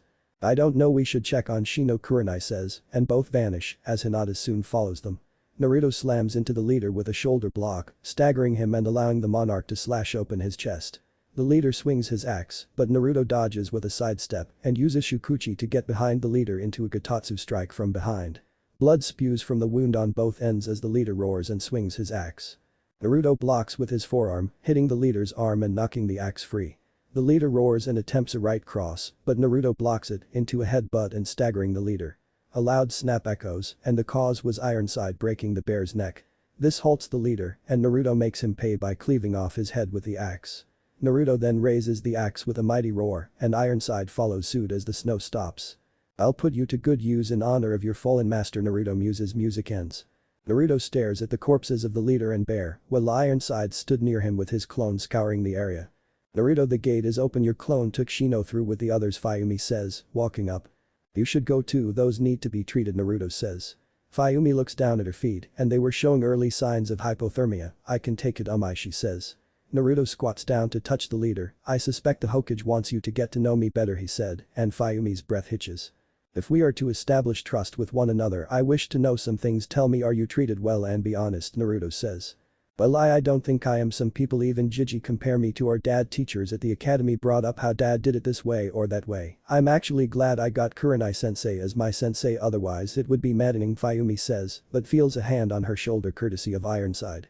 Unbeknownst to Fayumi, Naruto was using his Sharingan to get her to talk. I see, I have an inkling of that feeling. My mother is revered by many, and those are big shoes to fill anyway. Since you've given a little, I'll show you something, but this must stay between us. This is my trust in you, my little sister, he says and turns to her, pocketing his hands. Fayumi's blue eyes widen as Naruto's eyes turn a haunting purple. Arise. He utters. Fayumi gasps sharply as the corpses twitch and shadow versions of them appear, even the leader and bear. My power is necromancy. I can bring someone back if I wish as a shadow soldier. I can even attach that shadow to a person and travel. It's how we got to Shinkoku, Naruto explains and points to Ironside. He was one of my first. His name was Bjorn Ironside, a man who despite being on his deathbed got out of that bed, donned his armor and lead his army into battle before passing, Naruto says and looks down at her. This is my trust in you, sister, he says. I won't break it, Fayumi says. Naruto softly smiles and Ironside lifts her off the ground. He'll take you to the healers, he says, and she slowly nods, letting Ironside take her to the exit. She's an innocent child in this, Setsue comments, and Naruto grunts, turning his attention to the bear and leader. You two need names, Naruto says, cupping his chin in thought, but snaps his fingers. I'll call you Hadi, named for one of the wolves who devoured the moon, Naruto explains, and Hadi blows steam from its nose as if it likes the name. You'll be called Bone, Naruto says, with no fanfare, and Hadi seems to snort at Bone. Naruto dispels his new soldiers and makes his way to gate exit, stepping out to Puma. All of them have been taken to the healers. Anything of value, Puma said. Weapons and old valuables, send in 5 teams, my clones are waiting, Naruto replies and goes for a shower. An hour later, Naruto was sitting in a penthouse of a hotel with a glass of whiskey. You know, Fayumi reminds me of Ina, Setsue comments, and Naruto snorts, remembering the timid demon. Flashback, Demon Tower. Naruto follows behind Ina into her father's castle to receive the pass to move on to next level of the tower. Ina's father sits on his throne, but the man has a look of complete fear on his face. Ina WW, who have brought, he says. What do you mean, father? This is Sir Naruto. Oh, he is the Shadow Monarch, Ina says. I see, I am miss, so what do you want of me? Ina's father says. Passage to next level, and in exchange I will seat you as rulers of this tower, Naruto says. I've heard another who made such a boast and failed, miss says. Naruto flexes his power and brings out some of his army. Unlike that man, I intend to do it, he says, and Miss weakly nods, handing over the key to the next level. Ina continues to follow Naruto as his witness to his greatness, whether through crushing the ruler the level or through negotiations, as each level fell to the new Shadow Monarch. They soon reach the entrance to the final level of the tower. I can go no further, Sir Naruto. I wish you luck and thank you, Ina says, before kissing Naruto on the cheek. Music. The Betrayer, Doom Eternal. Naruto chuckles and steps through the gate into the peak of the tower, resembling an destroyed city like many of the others before them. However, the air was different here as it was heavy and old, but also charred. Naruto uses Shunpo to search out life, but finds nothing but decay. No one has made it this far, it seems, he thought, but hears a roar. Naruto skids to a halt and lands on a building as in the distance was Wyvern, and upon it sits a hulking figure. They were a huge muscular demon with grey skin, glowing white eyes, glowing flame-like white hair. A long tail and 4 horns on their head, 2 of which were very long and curved. They also wear an elaborate grey helmet and pale yellow armor on their shoulders and over the groin area. Monarch of Shadow, you have come to your death, I see, they boom out across the desolate area. Naruto moves closer and halts in the air near the supposed ruler of the tower. Far from it, I've come to give you death, he says. The figure laughs loudly and pulls the reins on their wyvern. Death it is, I, Monarch of Demons, Baron shall give it to you thereor. The wyvern roars and takes flight as Naruto draws Setsue, flaring his captain class Ryatsu, and this gives Baron pause. Bankai. Kyosu Haiki Zetsue. Naruto shouts. Zetsue glows brightly and shifts into a halberd-like weapon having a large double-edged sword shape and its pommel having a large crescent moon-like design. Dragon Thunderclap, Naruto shouts, swinging the massive blade and shooting red lightning. Baron dodges and their wyvern fires its own white flames as Baron draws a massive blade.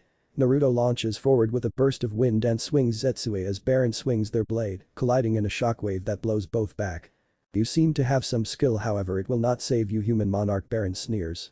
Naruto ignores Baron's boasts and shoots forward to knock them from their wyvern, but it fires another stream of flames, allowing Baron to regain their wyvern. Naruto dodges and fires another dragon thunderclap, but Baron dodges, firing lightning from their own blade. Explosions rock the hellscape as Naruto and Baron trade attacks, with neither gaining an inch. Baron swings the massive blade with another shockwave, but Naruto pushes on the blade. How can this human monarch keep up with me, a full monarch, unless, Baron thought. Both break once again as the buildings under them shudder and break apart, but Naruto tosses Zetsue towards Baron, which they send careening into the rubble. Have you finally take leave of your senses, Baron boasts, but their blank and wide eyes widen. Naruto was clutching his left hand and charges a dark purple Zero Buster cannon, he roars, firing the wide area Zero. Baron channels power to their blade and swings into the Zero with a thunderous explosion, but it is enough to unseat Baron from their wyvern. It crashes into a building, unmoving as Baron remains hovering with part of their armor broken away. You will pay 1,000-fold for this affront, Baron roars, but Naruto appears from the smoke in the sky with a wild grin. Naruto brings Zetsue down and she crashes into Baron, sending them through several buildings. Naruto rests Zetsue on his shoulder, but shifts his gaze to the fallen wyvern, arise. He utters, bringing it back. Baron explodes with power, but gasps as they see Naruto standing on their fallen mount. Impossible, that wyvern was powerful, how could you bring it back unless you are not a human monarch, but a full monarch? Baron roars. Naruto grins with malicious intent and spins Zetsue over his head with one hand. You realized it too late, he says and vanishes, appearing above Baron. Dragon's maelstrom, Naruto shouts, and destroying Baron, solidifying him superior to his father. Music end. Then flashback. Naruto opens his eyes to sound of knocking and he closes his robe, making his way to open it to find Fayumi standing at the door. She was wearing casual clothes of shorts and a blouse with bandages up to her forearms and knees with some slippers. Should you be up and about, Naruto says, inviting her in. It wasn't so bad, Kurenai-sensei sent me to say thank you, Fayumi says. Naruto closes his robe more. You don't have to, gates are tricky, you don't know what you're walking into, so always be aware, drink, he says. I don't drink, Fayumi says, but sees the soda bottle in his hand and she takes it. Naruto goes change into some jeans and a tea as Fayumi opens her bottle. So how long have you been a necromancer, she asks. I awakened at 6, reawakened at 13, Naruto replies, and Fayumi's eyes widen. You reawakened? Fayumi says and Naruto nods. It's a rarity, hunters can go up a level in power, my case I became unranked, my power surpasses the normal scale, add to the fact I am a monarch, Naruto explains. What's a monarch, Fayumi asks. Naruto takes a seat with a new glass of whiskey. This falls under trust, but I can say it is something you pray you don't fight. They surpass even SS class. They are S-class bosses times 10, Naruto explains, and Fayumi's were wide the entire time. 3 intended to kill me but failed, but others are lurking about hoping for a chance to fail in killing me, Naruto adds. Confident in yourself, Fayumi says. Gotta be, otherwise I'll be killed. So what it is your ability, Naruto says. It's called Sword Dancer, I can wield any sword and enhance my moves, Fayumi explains, and Naruto looks impressed. If she awakened the Sharingan her ability would only grow, Naruto thought. He was about to compliment her, but his eyes narrow. Seems we have a guest, Naruto says, getting to his feet, and Fayumi looks confused. Naruto opens the door to Tsunade with her arms folded under her 106 cm breasts. How did you get here so fast, he asks. Guresha, Tsunade says, walking in and seeing Fayumi. Meet Fayumi, Namek is my sister, and Fayumi meet Tsunade Senju, Naruto says, and they exchange greetings. Senju, Fayumi asks. Tsunade takes a seat with a nod as Naruto makes her a drink. Unlike the Senju in Konoha who picked over my great-grandfather's remains and forced my great-granduncle to flee, we still follow his teachings, she says. Naruto hands Tsunade her drink. It's a sensitive subject, he says. It probably would be, I've heard stories about the legendary healer, Fayumi says.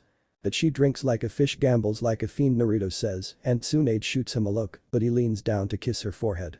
That she never gives up on those in her care, that is, she is most loving woman to many of the orphans in Yuzushio, Naruto adds. HMPH, praise me more, Naru-kun, Tsunade said, but shifts her focus to Fayumi and her bandages. How bad was the gate, Tsunade asks, rising to her feet and approaching her fellow blonde. A snowstorm, if Naruto wasn't there we would be dead, Fayumi replies and gasps as Tsunade's hands glow light green. They took advantage of the whiteout, she and team did well considering mom threw them in with me, Naruto says. She has a tendency to do that, Tsunade muses. Fayumi rises from her seat with a stretch, thank you, but I should get back to my team, it was nice meeting you, she says, and excuses herself as Tsunade returns to her seat. She seems like a good person, Tsunade said, as Naruto crosses his legs. She is her Hyuga teammate on the other hand, Naruto says, and Tsunade arches an eyebrow. She attempted to use the whiteout to kill her sensei. Deaths do happen within gates, but Konoha could whine about her dying on my watch, he adds. Maybe that was the plan, Tsunade says, and Naruto nods, sipping his drink. Hanahagakure no Sato. Hiruzen look over his village after reviewing Kurenai's report from Yuzashio. He cursed the witch Kushina for sending one of his genin teams into an A-rank gate. However, it managed to bring more of Naruto's abilities to the surface, a technique on par with the Hiraition, Hiruzen thought. Nico, Hiruzen says, and the operative appears. Unlike the previous world, Yugao Yuzuki is male with a skinny build and messy purple hair. I want your team to head to Nami and escort Team Kurenai back to the village, Hiruzen orders, and Nico vanishes. 10 days later, the team in question were standing in front of their cage and giving their report. They're dismissed, Hiruzen says, but stops Fayumi. So Hiruzen asks. Fayumi shifts from one foot to another. We talk, Naruto is super nice, he even showed me some new sword techniques, I even got to meet Tsunade Senju and her cousin Yahiko, she says, and Hiruzen gives her a grandfatherly smile.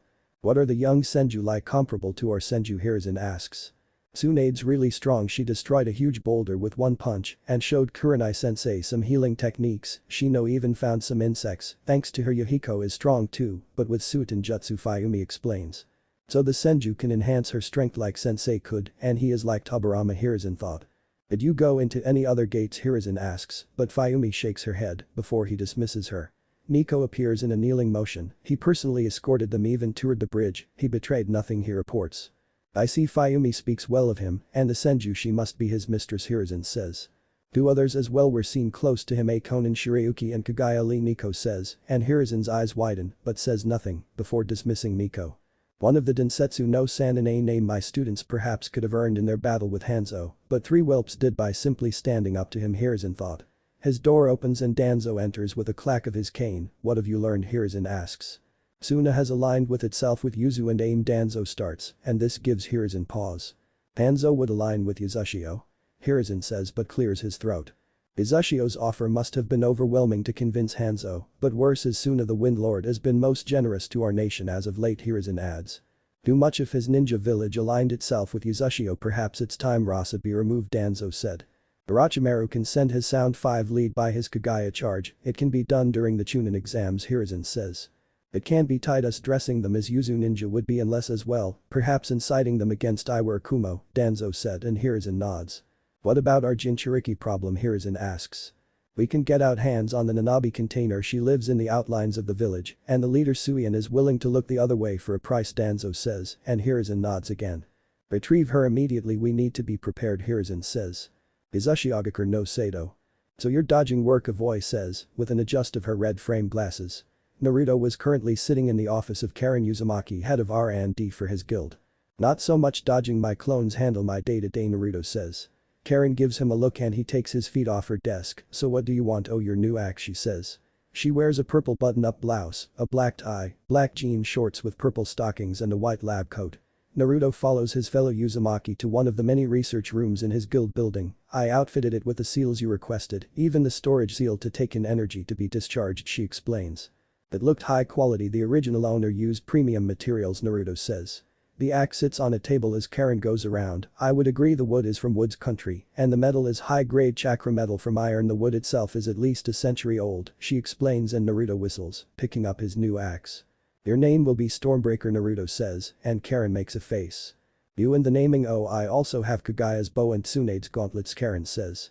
Naruto seals his axe in a seal on one of his tats as she leads him to another room where several researchers were putting the finishing touches on his lover's weapons. Since Kagaya can use her bones as arrows or create them with natural energy, I focused on reflex and maneuverability, Karen explains. The bow has the style of compound bow, string made from that spider nest in the north, Naruto says, and Karen nods. The bow itself is made of lightweight and durable material with seals to her specifications, same with Tsunade's gauntlets, Karen explains, showing him the gauntlets. They are arm length in a metallic silver design with intricate designs of varying colors with claw-like fingers and detachable saws on the top of the hands. Thanks, Karen, these will come in handy in the tower, Naruto says. Until you enter we can make adjustments, Karen says, and Naruto nods, sealing both into bracelets. You know, I've heard rumors that a cage summit may be called to discuss a possible 4th expedition to Glacier Island, Karen says, and Naruto furrows his brow. Where'd you hear something like that, especially when my mother hasn't mentioned it, Naruto says. Reddit Karen replies and Naruto makes a face but sighs as they enter her office. I see no one's been there since the end of the Second War, even Yuki stays away from there with a constant naval presence. Hull Konoha pulled out of the last raid, blaming the death of the Nidaime Hokage Kagami Uchiha, Naruto explains. Even so, that's the rumor on the web. You and the Espada could clear it, even if it is an S-class break, Karen says. True, but mother will only allow it for the right price, Naruto says.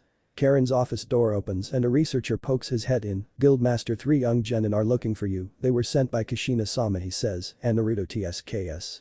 So you were ducking work, Karen says. Mother wants me to train some genin for the exams, Naruto says. Do better than you, they'll be ready and get experience, Karen notes, and Naruto slowly nods, bidding Karen bye. Wasabi Izuno was giddy as she's meeting the lover of her idol and leader of one of the most powerful guilds around. Her teammate Iwabi Ueno was just as giddy as he was huge fan of their new sensei. Their third teammate Taiya Uzumaki was actually related to him as his second cousin. Is he like the rumors, Iwabi asks. He is young man with a tan complexion, lean build, dark brown eyes, and straight dark brown hair. His outfits consists of a red cap covering his ears and secured by a blue string that holds up all his hair excluding a single bang that hangs between his eyes. A dull red shirt, a black jacket and trousers with steel toe boots. But he is lazy bastard then, Taiya says, and is very much like her previous world's counterpart. Her outfit consists of black shirt with a Uzumaki swirl in purple on the back, black cargo shorts that cinch below the knee with reinforced sneakers the same color as her clothes. Lastly, a dark purple hoodie with black trim and gloves, completing her attire with a pair of wireless headphones around her neck. You don't mean that, Wasabi says, her cat ears flopping down. She is a demihuman from the tower as her mother settled in Uzushiogakure. She has short spiky brown hair and green cat-like eyes with 2 cattails moving around. Her outfit consists of a light green sleeveless hoodie shirt that is cropped with a mesh attire underneath and puffy green shorts with brown sandals. Of course she doesn't, she loves her cousin, Naruto says, walking up. Taiya sighs as her teammates geek out. No I don't, she says, but hugs Naruto. Alright, follow me and we'll get introduced to one another, Naruto says and beckons for them to follow. The 4 ride the elevator to Naruto's office with the 3 taking in everything. Are the other Espada here, Wasabi asks. Naruto opens his door and ushers the 3 in and beckons for them to sit on one of the couches. Primera isn't here, the San and are in aim prepping to help start a guild there, Thorkel. You 3 aren't ready for Anko and Kagaya are in the mess with Tsunade at the medical center, Naruto explains. What about Shinki, Taiya asks. Naruto gives his cousin a sly look. Your boyfriend is off island in Suna, he says, and Taiya was about to curse him out but stops. Anyway, let's introduce ourselves, you know me by reputation, so introduce yourselves, Naruto says. Iwabi quickly snapped to attention despite sitting. Iwabi Ueno, and it is an honor to meet you, Naruto-sama, he shouts. Easy man, Naruto is just fine, Naruto says. Wasabi is Uno and it's an honor to learn from you and Tsunade-sama, Wasabi says, and Naruto smiles. Hey, I Uzumaki and I see you enough to know One-sama made you teach us, Taiya says. Naruto snorts at his mother's pet name. Yes she did, but that doesn't mean I'll slack off when I'm done with you other genin will cry in terror, he says. Naru-kun. Anko crows, pushing open his door with Kagaya in the tow. The former Otsutsuki has a bowl of ice cream in her hands. Naru-kun, she says, but the pair see the 3. Who are they? Oh hey Yaya-chan, Anko says. I would be Ueno and Wasabi is Uno, I'm their jonin lead for now, Naruto explains as both greet Anko and Kagaya. This has mama written all over this, Anko says, plopping on the other couch and crossing her legs. Kagaya goes bold and sits in Naruto's lap. It's strawberry, she says, holding a spoonful to his mouth. Naruto takes the spoon with a soft coo and Kagaya licks some stray cream from his mouth. AHM want them to leave, Anko says, but Naruto shakes his head as Kagaya joins her on the sofa. Anyway, as I was saying, I'll be training you, we'll also be clearing gates, so be prepared, Naruto says, and 3 nod. So what are skillsets, Anko asks. I specialize in Taijutsu and Nikko Ninjutsu. I'm similar to the Inuzuka of Konoha, but don't use an Inkan partner, Wasabi explains. I really don't have a specialization, but I'm good with my pipe and Doten Jutsu, Iwabi says. Naruto cups his chin, thought, and his lovers could see the wheels turning in his head. I can work with this. Taiya specializes in musical genjutsu and long-range attacks, he says. Alright, meet me here in the lobby at 8 AM, Naruto adds and dismisses the 3. Those poor genin, Kagaya says, finishing her ice cream, and Anko giggles. I won't hurt them too bad, Naruto says and breaks out Kagaya's new bow. Kagaya approaches the desk and picks up the bow. It looks to be in good shape, she says. Parent always does good work, Naruto says, and he sees Anko pouting. Don't be jealous, he says. I'm not, I have Wisconsin, Anko says and recrosses her legs. So you're gonna train genin, she adds. Naruto leans back in his chair. I don't mind, I'll take them into some lower level gates. I can already decide on a weapon for Iwabi, he says. I'll help if I can. That wasabi girl could maybe learn the Hibi style, Anko says. I can help too. Taiya fights from long range, perhaps a bow is in her future, Kagaya comments, and both softly laugh. -03. Izushiogakure 1 month later. 3 young women step off a cruise liner in the port of Uzushio. Is this wise, mate? We don't know if Uzushiogakure will help us, one says. She has green eyes and fair skin with an athletic yet curvaceous build. She has waist-length black hair and a Haim style cut tied in a high ponytail with short bangs and chin-length strands framing her face. She wears a form-fitting kunoichi uniform, grey in color with a right shoulder guard, grey gloves and a beige hooded robe. It's a risk we'll have to take. Shizuka Uzushio is known to the aid of the downtrodden, Mei states. She is tall and slender with fair skin, green eyes and shoulder-length auburn hair styled into a herringbone pattern at the back, a top knot tied with a dark blue band. Uzushio even has the strongest guild among the great nations, Mei adds, wearing a similar outfit to Shizuka, but her uniform is black with both shoulder guards. The last of the trio is known as Takiwa, and she was not so sure they could take advantage of us and the situation, she says. She is a tall woman with a very angular face framed by her short brown hair, along with a dark shade of red lipstick. She wears a short backless red full bodysuit over mesh armor, along with a pair of arm-length gloves and a light orange sash, a long blue-green front open apron skirt, along with bandages on her wrists, covering all of her right and left, as well as her left thigh and leg with a beige hooded robe. We'll have to take that chance. Igura needs to be stopped, Mei said. The 3 continue through the port and reach the check-in station, but were stopped by several Anbu. Follow us, Puma said. The 3 kunoichi reluctantly follow the Anbu to a room. Take a seat, one of the barrier team will speak with you, another Anbu codename Hawk says. Mei and her comrades take a seat at the long table. This is not a good sign, they caught us immediately, Shizuka says. The Uzumaki are known for their sensory abilities, Mei states. The door opens and in steps a young woman with red hair, light purple eyes and white headband. She is wearing a purple, sleeveless kimono blouse with yellow trimmings, white obi and a long, streaming bow tied to it, mesh armor underneath it, along with a short white skirt and Jetta sandals. Hello, I am Hinoka with the barrier team. May I have your names and intentions, the young woman says. My name is Mei Terumi, and these are comrades Shizuka and Takiwa. Our intentions are meet with the Uzukage and ask for aid in the rebel cause to stop the current Mizukage's tyrannical regime, Mei states. I see, follow me and we'll get you registered and have a jonin escort you, Hinoka says, and all 3 sigh in relief. Hinoka gets the 3 registered by their chakra and give them a map of the village. Be courteous and upfront, then Kushina-sama will listen, Hinoka says, and Mei nods. A nondescript Uzumaki jonin arrives and escorts the trio to a tram, which will take them to the center of Uzushiogakure and Uzukage Tower. Which was a tall spire in the center of the village, as the city is further divided by 3 ring-like walls. The first ring is the commercial hub of Uzushiogakure, followed by the industrial hub and lastly the residential hub of the village. Uzushio seems prepared for an invasion, Takiwa asks. Naruto-sama and Kushina-sama are cautious and plan for the future, the jonin says. The tram soon reaches the center of the village and comes a halt, allowing the 4 make their way to the tower. Naruto Uzumaki, is he not the son of the Kairoi Senko of Konohagakure, Shizuka asks, and the jonin nods. Take the elevator to the top floor, she'll be expecting you, the jonin says, and the 3 nod. Is it wise to bring up such a matter? He's not his student, Takiwa said. But he is the Kairoi Senko's son, he may be able to free me of this debt, otherwise Haku and I can't be together, Shizuka says. The elevator dings on the top floor and 2 more Anbu were waiting for them. Follow us, one says, codename Usagi. Mei and the others follow the Anbu down a long hall to a pair of double doors. Go in, the other Anbu badger says. Usagi opens the door to a lavish office with a mahogany desk opposite the doors, a bar and several chairs, but seated at the desk was Kushina. Irideed looks over the 3 kunoichi with a calculating eye. Usagi, has my son arrived, she asks. He'll be here in 15 minutes, Usagi replies. Kushina looks to the 3 kunoichi. According to Hinoka, you're seeking aid. I, like many other countries, have kept our gaze on the land of water, and Kiri's civil wars of Uzumamachi has done well to keeping the rebels alive, especially with the Mizu daimyo's blind eye to the war raging in his country, she starts. That is correct, and as it stands we've managed to kill 2 of remaining 7 swords loyal to Yagura, Mei states. That still leaves Mangetsu Hazuki and Kisame Hashigaki, 2 of the strongest members, Kushina says, and Mei nods. Also regrettably Amaeri Ringo was injured in our last skirmish, Mei states. I'm curious why come to us, Kushina asks. To be honest, we don't trust the other nations to take advantage of us. Yagura continues to perpetuate the caste system, in which several high-ranking clans continue to enjoy and profit from using those of lower rank as their tools to used and abused, Mei explains. Most of those clans believe in purity and believe those of lower station are tainted people, Takiwa adds. Kushina nods with her chin on her propped-up hands. True on all counts, so what does Zabuza offer in exchange for our aid in helping him win his war, she says. Mei gulps softly and closes her eyes to take a breath. When he becomes Mizukage, he offers exclusive rights to 10 A-class gates, and myself Mei states, and Kushina quirks an eyebrow. I possess 2 Kekkei Genkai, the steam and lava releases, Mei states. That's a rarity, Avoy says, and the three look back to see Naruto. He wears a pair white jeans with a navy hoodie and black undershirt, along with a pair of black work boots.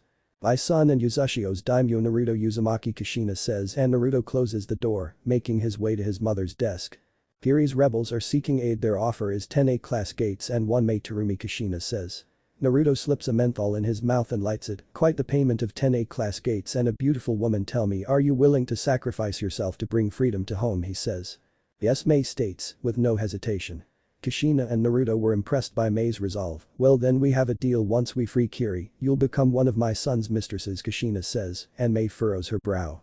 It's not as bad as it sounds. We'll have time to properly get to know one another, Naruto says. I see, Mei states. Naruto approaches Mei and holds out his left hand. If things don't work out, I'll let you out of this, alright, he says, and Mei gasps as he sees Shizuka staring. Something wrong, Naruto asks. Are you indeed the son of the Kairoi Senko, Shizuka says. Unfortunately he is, why, Kushina says, and Shizuka begins to tell her tale. How her sensei fought Jiraiya to a stalemate before postponing their fight, but Jiraiya passed the buck to his student and her sensei to her before passing away. So you think fighting me will clear this debt, Naruto says. I know you're not Jiraiya's student, but you are his son, Shizuka says. That lecherous owed all this from spying on Nadeshiko village, Kushina says. Naruto taps his ashes into a tray and pours himself a triple shot of vodka. I guess I could help, he says. So how does this work, Naruto asks, tossing his hoodie to his mother. The group were in the training room in the cage tower.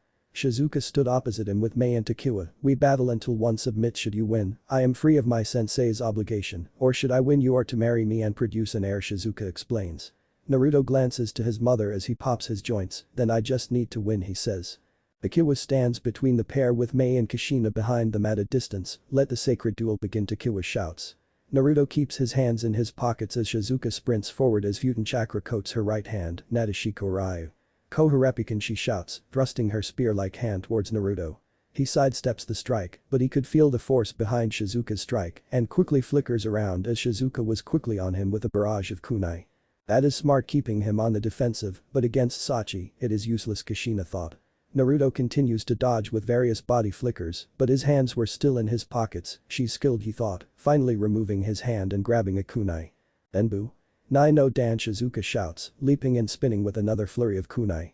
Naruto shoots forward with a kunai in hand and parries many of the kunai, moving closer toward Shizuka and suddenly tossing the kunai. Kunai Kage Bunshin no Jutsu, Naruto utters. Shizuka and Mei gasp as the kunai become a dozen, but Shizuka weaves signs and inhales. Risenpu, Shizuka thought, blowing a heavy gust of wind. The kunai fly back towards Naruto, but he ignores them and presses forward as Shizuka meets him with a kunai aimed for his chest. However, Shizuka gasps as she passes through Naruto, and after image he's that fast. She thought. Aim over, Naruto says, pressing his right index to Shizuka's neck. Takiwa's eyes were wide as Shizuka's were equally wide. No one has been able to do that, both thought. I yield, no one has ever gotten behind me, Shizuka says, and Naruto rolls his neck. Then you are now free of your burden, Naruto says. Shizuka turns to Naruto and bows deeply. Thank you, Naruto-san, she says. Think nothing of it, people have a right to choose who they love, Naruto says. He then turns his attention to Mei, but also his mother. Do you mind if I take them to my guild to discuss things, Naruto says. Go ahead, I'll leave this all to you, Sachi. I'm going to play with Fukushina says, and vanishes with a swirl of water, much to the shock of Mei and the others. Espada Guild HQ. Naruto sits at the head of a 20-seat table. I want you meet Mei, Terumi, Shizuka and Takiwa, he says, as they sit on one side. On the other side were Anko, Kagaya, Tsunade, Konan and Shinki, with the remaining Sanin, Kurama and Thorkel missing. These are some my fellow Espada, my wife Anko and Segunda Espada, my mistress Tsunade Senju, and Tress Espada, another of my mistresses, Kagaya Lee and Cuatro Espada, my third mistress, and Quinto Espada Konan Shirayuki, and lastly is Noveno Espada Shinki Tetsumori, Naruto explains. He is a young man with dark spiky hair, small eyebrows and green eyes. He wears black full-body outfit that covers his throat, complete with his high-collar Espada coat and black calf-length shinobi boots. So why are they here, Tsunade asks. Naruto lights a menthol with a glance to Mei and her group. Aid for Kiri's freedom from classist tyranny. He starts and takes a small drag, exhaling some smoke, but sucks it through his nose before it escapes. About 2 years ago Yugura Karatachi with the backing of several noble clans mainly the Karatachi Kagemoto and Tsuchigumo clans hardliners of the whole nobility, above all thing Yugura, executed several lower ranked clans to appease their classist beliefs because they felt they were getting too strong. Naruto continues and he sees the look of anger on Mei's face. Zabzua Mamachi Amayuri Ringo and Raiga Kurisuke betrayed the Seven Swords and formed a rebellion to free Kiri of their caste-like regime. Naruto finishes. You know a great deal, Takiwa says. Naruto chuckles softly with a glance to Kagaya. I like to stay informed especially with Mizu on our border and an influx of refugees, plus Kagaya's father was a member of Mizu's Kagaya clan he says, and Kagaya creates a bone from her palm. My mother is from the Ali Elf clan of the Heaven Tower, I am actually nearly 100 years old, she only knew he was from the Kagaya. Kagaya explains. Unlike the Kagaya you've seen and fought she is very different from them and not as battle hungry however, she possesses a skill far different them as well Naruto says. Why not go to the daimyo Tsunade asks. He doesn't care he prefers the status quo so long as Kurigakure continues to function clearing gates and doing missions Mei replies. Naruto sighs and taps his ashes, yet another daimyo who simply lets their nation suffer he says. Naruto has been daimyo for nearly 4 years, but in those years with his mother's help, Yuzushio has grown stronger in all walks of life Anko says. So how will we be helping them Konan asks. I'll meet with Zabuza and plan things out Tsunade Kagaya and Thorkel will accompany me Naruto says. Why can't I go Anko says. Naruto puts out his cigarette with a look to his wife, will I need you to run Espada in our absence and train my team he says, and Anko puffs her cheeks, shocking their guests. Fine but you low me and Ko-chan Anko says and Konan nods, shooting him a look. Naruto sighs and nods with a look to their guests, will that be alright he says. That will and thank you Mei says, and they smile. We'll return to Nadeshiko and prepare aid as well we may be able to strike soon, Shizuka says and Naruto nods. The next boat leaving is in the morning Puma will guide you also, if you can send word to Zabuza of our arrival under the name Zero Naruto says, and the pair nod. Puma appears and escorts their guests out to a hotel, leaving Naruto and his ladies to themselves. This may piss of the Mizu daimyo and catch the attention of the other daimyo Tsunade states. Naruto shifts his chair and rests his legs on the desk, frankly I don't care it's time the old people at the table see the times change he says. Yufufu it'll make things interesting Tsunade says, causing Anko to giggle. The former snake mistress rises from her chair and approaches her husband, well since you're not letting me go with you time to be punished again Anko says, causing the mistresses to giggle. The wind lightly blows on the balcony of Naruto's mansion as he leans on the railing with a menthol in his mouth with just a pair of blue pajamas bottoms on. His honeys were asleep in a tangled mess of bodies and smelling of their hours of debauchery. So how does it feel to inhabit one the boy's bellion Naruto muses. Standing behind him was an exact duplicate of himself, but having purple sockets with no pupils and wearing all black, along with a half mask. It is strange experience my liege, but Yami is useful Bellion said, his tone noble. If Igris is my right you are my left so what do you have for me Naruto says. There are forces in wind looking to remove Mio's A faction has grown among his nobles that are tired of his ways and feel his actions are dragging their country down Bellion said. Finally what about Yen's Nisoichi is she ready for the throne Naruto asks.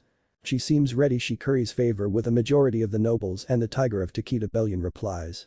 Naruto taps his ashes over the side into another drag and exhale. Interesting I've decided to aid the rebels in Mizu I suspect that Lord Minas doesn't care who wins, so long as they make him money, am I correct in that suspicion he says and Bellion nods. You would be correct he turns a blind eye to things, so much he'll be assassinated in the coming days Bellion said and Naruto chuckles in his throat. Do we know who Naruto asks. The Lord of Ichigo Bellion replies. Naruto looks back to his left hand, now that is impressive the war god Kenshinu Isugi a good man he says. What of earth and lightning Naruto adds. Lady Makura has finally gotten through to the Sandame Tsuchika Jinoki of the both scales to step down and his granddaughter Kuritsuchi the supernova to become Yandame Lord Tsuchi has decided to offer up one of his forces to convince you into allowing their Thunder Guild to have a joint clear of several gates in Frost and Peaches Bellion said, handing him several photos. The photos were of a young woman with blonde hair and an asymmetrical bob and ice blue eyes. Her name is Samui Kiryu the Ice Witch, she's capable of using the Hyoten to a high degree Bellion said. Naruto looks through the photo but stops at one, wow he remarks, seeing her bust size. She may as big as Tsunade Naruto thought and clears his throat, interesting and what's her rank he asks. A class but with proper training she can move to S class Bellion said and Naruto smirks. Continue your observations aid quietly those that can assist us and keep your ears open to a possible fourth raid of Glacier Island, Naruto says and Bellion bows, before vanishing. The morning soon comes and Naruto is in the kitchen making breakfast for his honeys. He was baking blueberry biscuits, frying bacon and sausage links with scrambled eggs, adding some cheese. Morning, Kaguya says, being the first to wander in. She wears a oversized pink long-sleeve shirt with white booty shorts and bunny slippers. Naruto gives her a soft kiss and she steals a sausage link with a finger bone. Go sit in the dining room, it'll be done soon, he says and Kaguya nods. Naruto creates a clone to takes the eggs into the dining room, then another for the juice or coffee for Tsunade and Konan. The first clone's memories reach him as he takes out the biscuits as Anko was naked, again Naruto thought. Tsunade and Konan were dressed in a white nightdress and a light blue yukata respectively. Naruto enters the dining room with a pan and glass dishes having sausage or bacon, as Anko returns in one of his shirts with pink panties. Spoilsport, Anko whines. Naruto shakes his head and makes the finishing touches before blessing the food for them. Narukan is with his team, Konan asks, putting some cream in her coffee. Naruto nods but a cheeky smile forms. Yes, so which one am I, he says. The four women look between each other to guess which of the boys was before them, as each have a tell, but he didn't show it. I think you are Hono, Anko says, but Naruto covers his mouth with his index fingers like an X. Hori, Konan says, but again Naruto shakes his head. Tsunade takes a sip of her coffee with 5 sugars. I'll go with Tsuchi, she says, but Naruto slowly shakes his head, causing her to TSK. Your case, Kaguya says, and Naruto or K smiles with a nod. Bing bong, Kaguya is the winner and get alone time with Bostonite, K says. Kaguya smiles triumphantly as the others mutter lucky bitch but continue their breakfast as their man was training his charges. The spot HQ. Team 0, as they were dubbed, make their way up to one of the training rooms to meet their sensei. All of them were excited as they would be going into their first gate. Wasabi opens the door to the training room and they see their sensei in a strange boxing stance. Naruto was standing on his toes with his left close to his body and his right extended out. That looks familiar, Iwobi says. Naruto ignores his charges as he envisions his random opponent before sending some rapid-fire jabs. Wasabi and her teammates gasp at Naruto's punches, but Iwobi sees a boxer starting to form. That's, he thought. Naruto starts to weave as if he was dodging punches with quick footwork and head movements. The impromptu spar ends as Iwobi sees the boxer go down from a devastating left straight. So my cute Genin, what was I doing, Naruto says. Shadow boxing, Iwobi says, excitedly. Naruto rolls his neck with a smile. Got it, in one, shadow boxing is basically envisioning an opponent to fight that way you can hone your taijutsu, he says. He then beckons for his team to follow him to a metal table with 3 cases. My head of R&D and Teia's sister made these for you, Naruto says, opening each case and grabbing a towel to wipe his brow. The 3 genin approach and seize their soon-to-be new weapons. For Iwobi, a retractable bow staff, Naruto starts. Iwobi picks it up and it extends as Naruto moves to Wasabi's weapon, being a pair of wrist-length black and red gloves with metal claw fingers and a skeletal frame around the hand. These will enhance your skills, and Karen added a little extra of a miniature taser with an application of chakra, Naruto explains. Wasabi slips on the gloves and tries her taser and squeals softly, thank you, she says, and Naruto smiles softly. So what about me, Teiya says. Naruto pulls out a long purple and fingerless glove with black stripes around several spots with a metallic strip around the wrist. Karen made this special with Kaguya's input, you'll be able to create a bow, Naruto explains. Teiya slips on the glove and it fits perfectly but raises her hand before channeling her chakra. Her chakra creates a dark pink reflex bow. Ni-sama always does me right, Teiya says, trying a few arrows. The Uzumaki clan are amazing, Wasabi says. Naruto slips on his harness and pulls Zetsue out along with his trench knives but also slips on 6 bracelets. Alright, my cute genin, will be taking on a D-rank gate, it's near Shirokoko, Naruto says, and the 3 nod.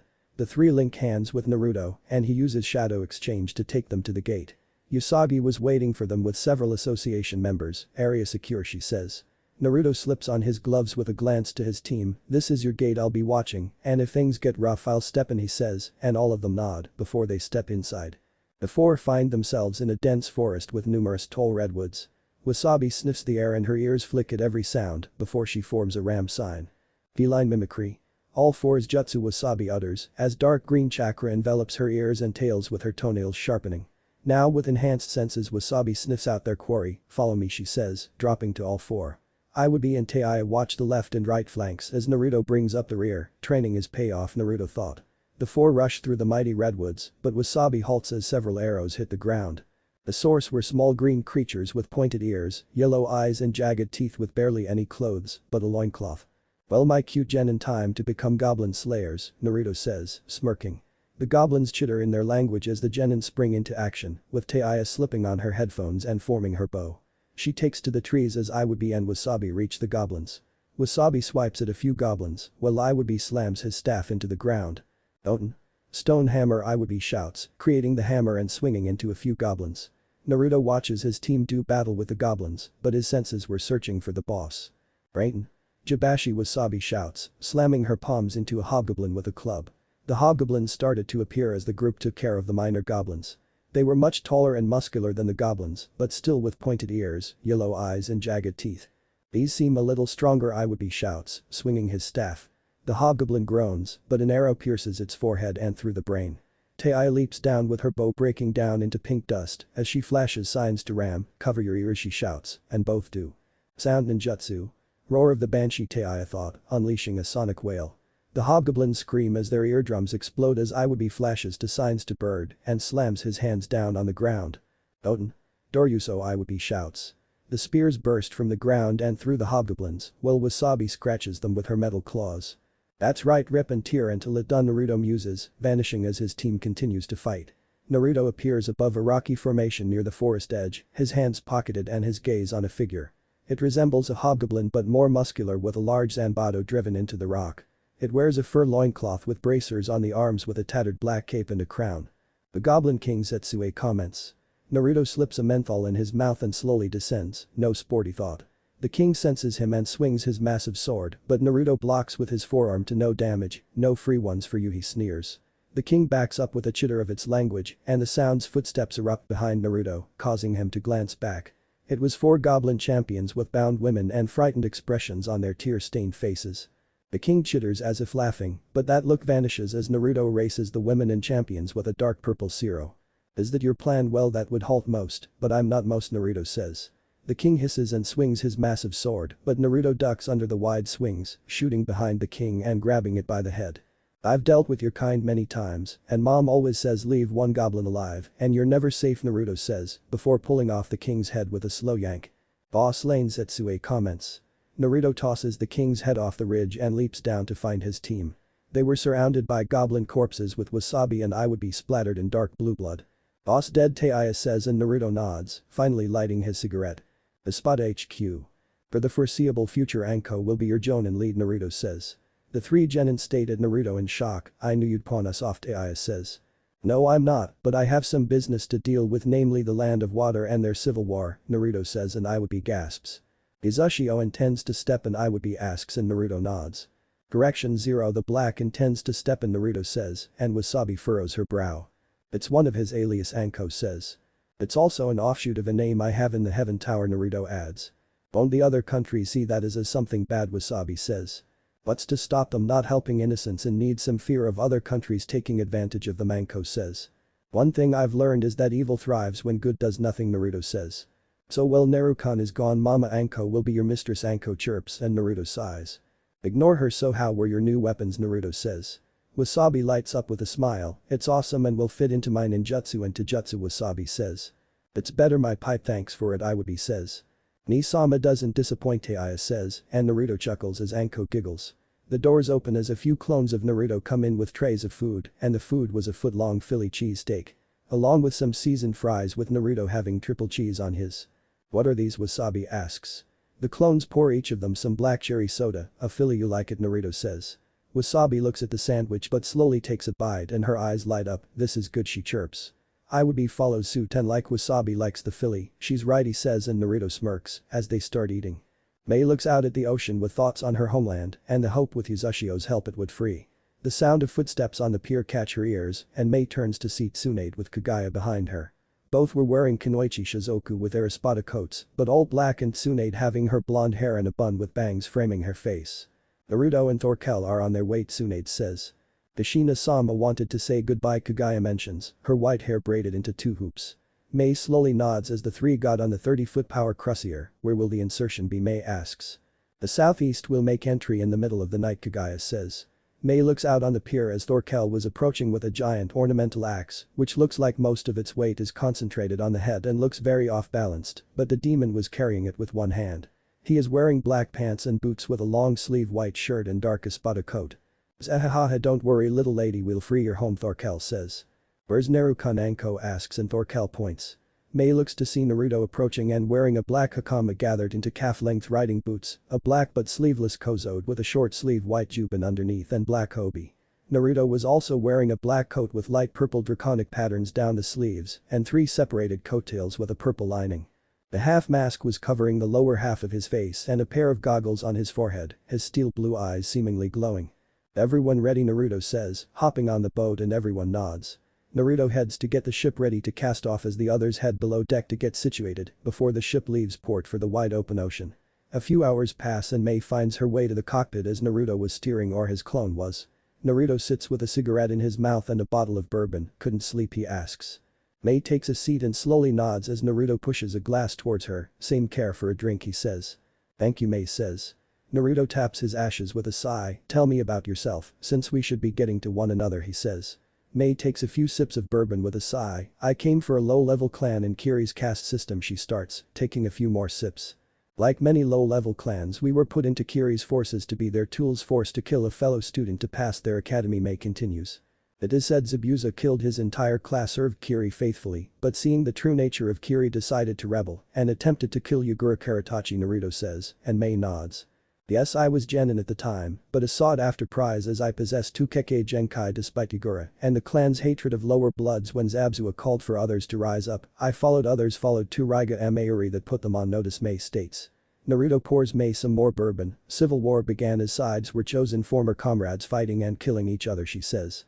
"While the world watched, some aided the rebels and others maintained the status quo," Naruto says, and Mei slowly nods. "What about you? If we can change the subject," Mei states. Naruto sparks up another cigarette into a small drag and exhaling some smoke, but sucking it up through his nose. "I was born in the Heaven Tower's 20th floor, being the child of the Summer Queen, and blessed by certain gods affords perks and easy traversal of certain floors, so I spent my first 5 years there," Naruto starts, shocking Mei. "When I awakened at 6, mother began my hellish training. Her precious baby boy would not be weak. I learned much from many, and I got married at 10," Naruto continues. 10? Mei says, nearly shouting.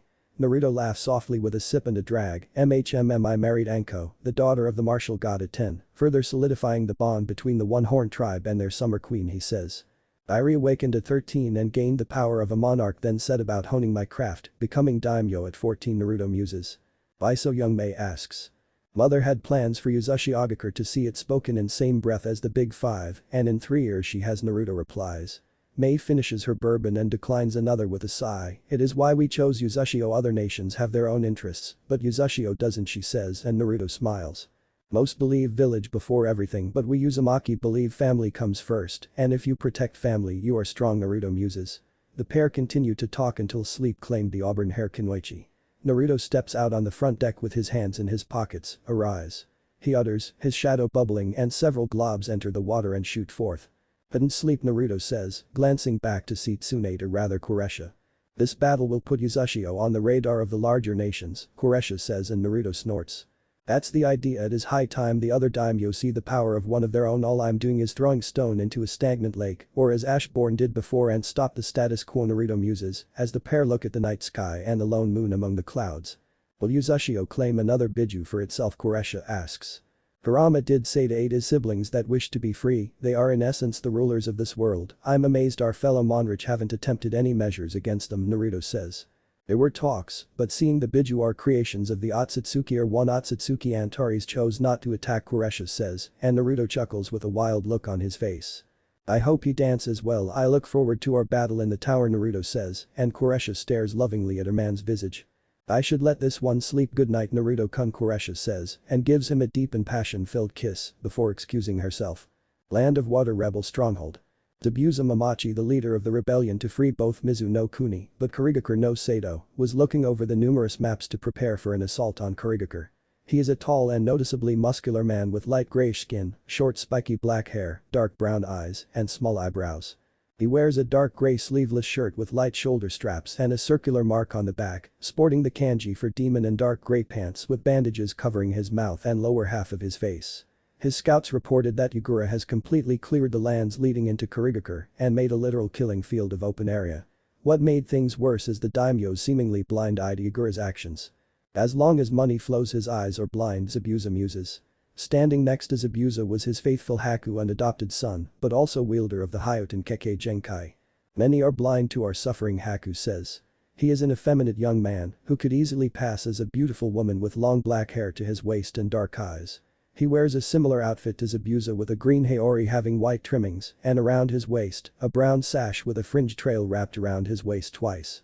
Hopefully Mei can convince Yuzushio to help us, Zabuza says.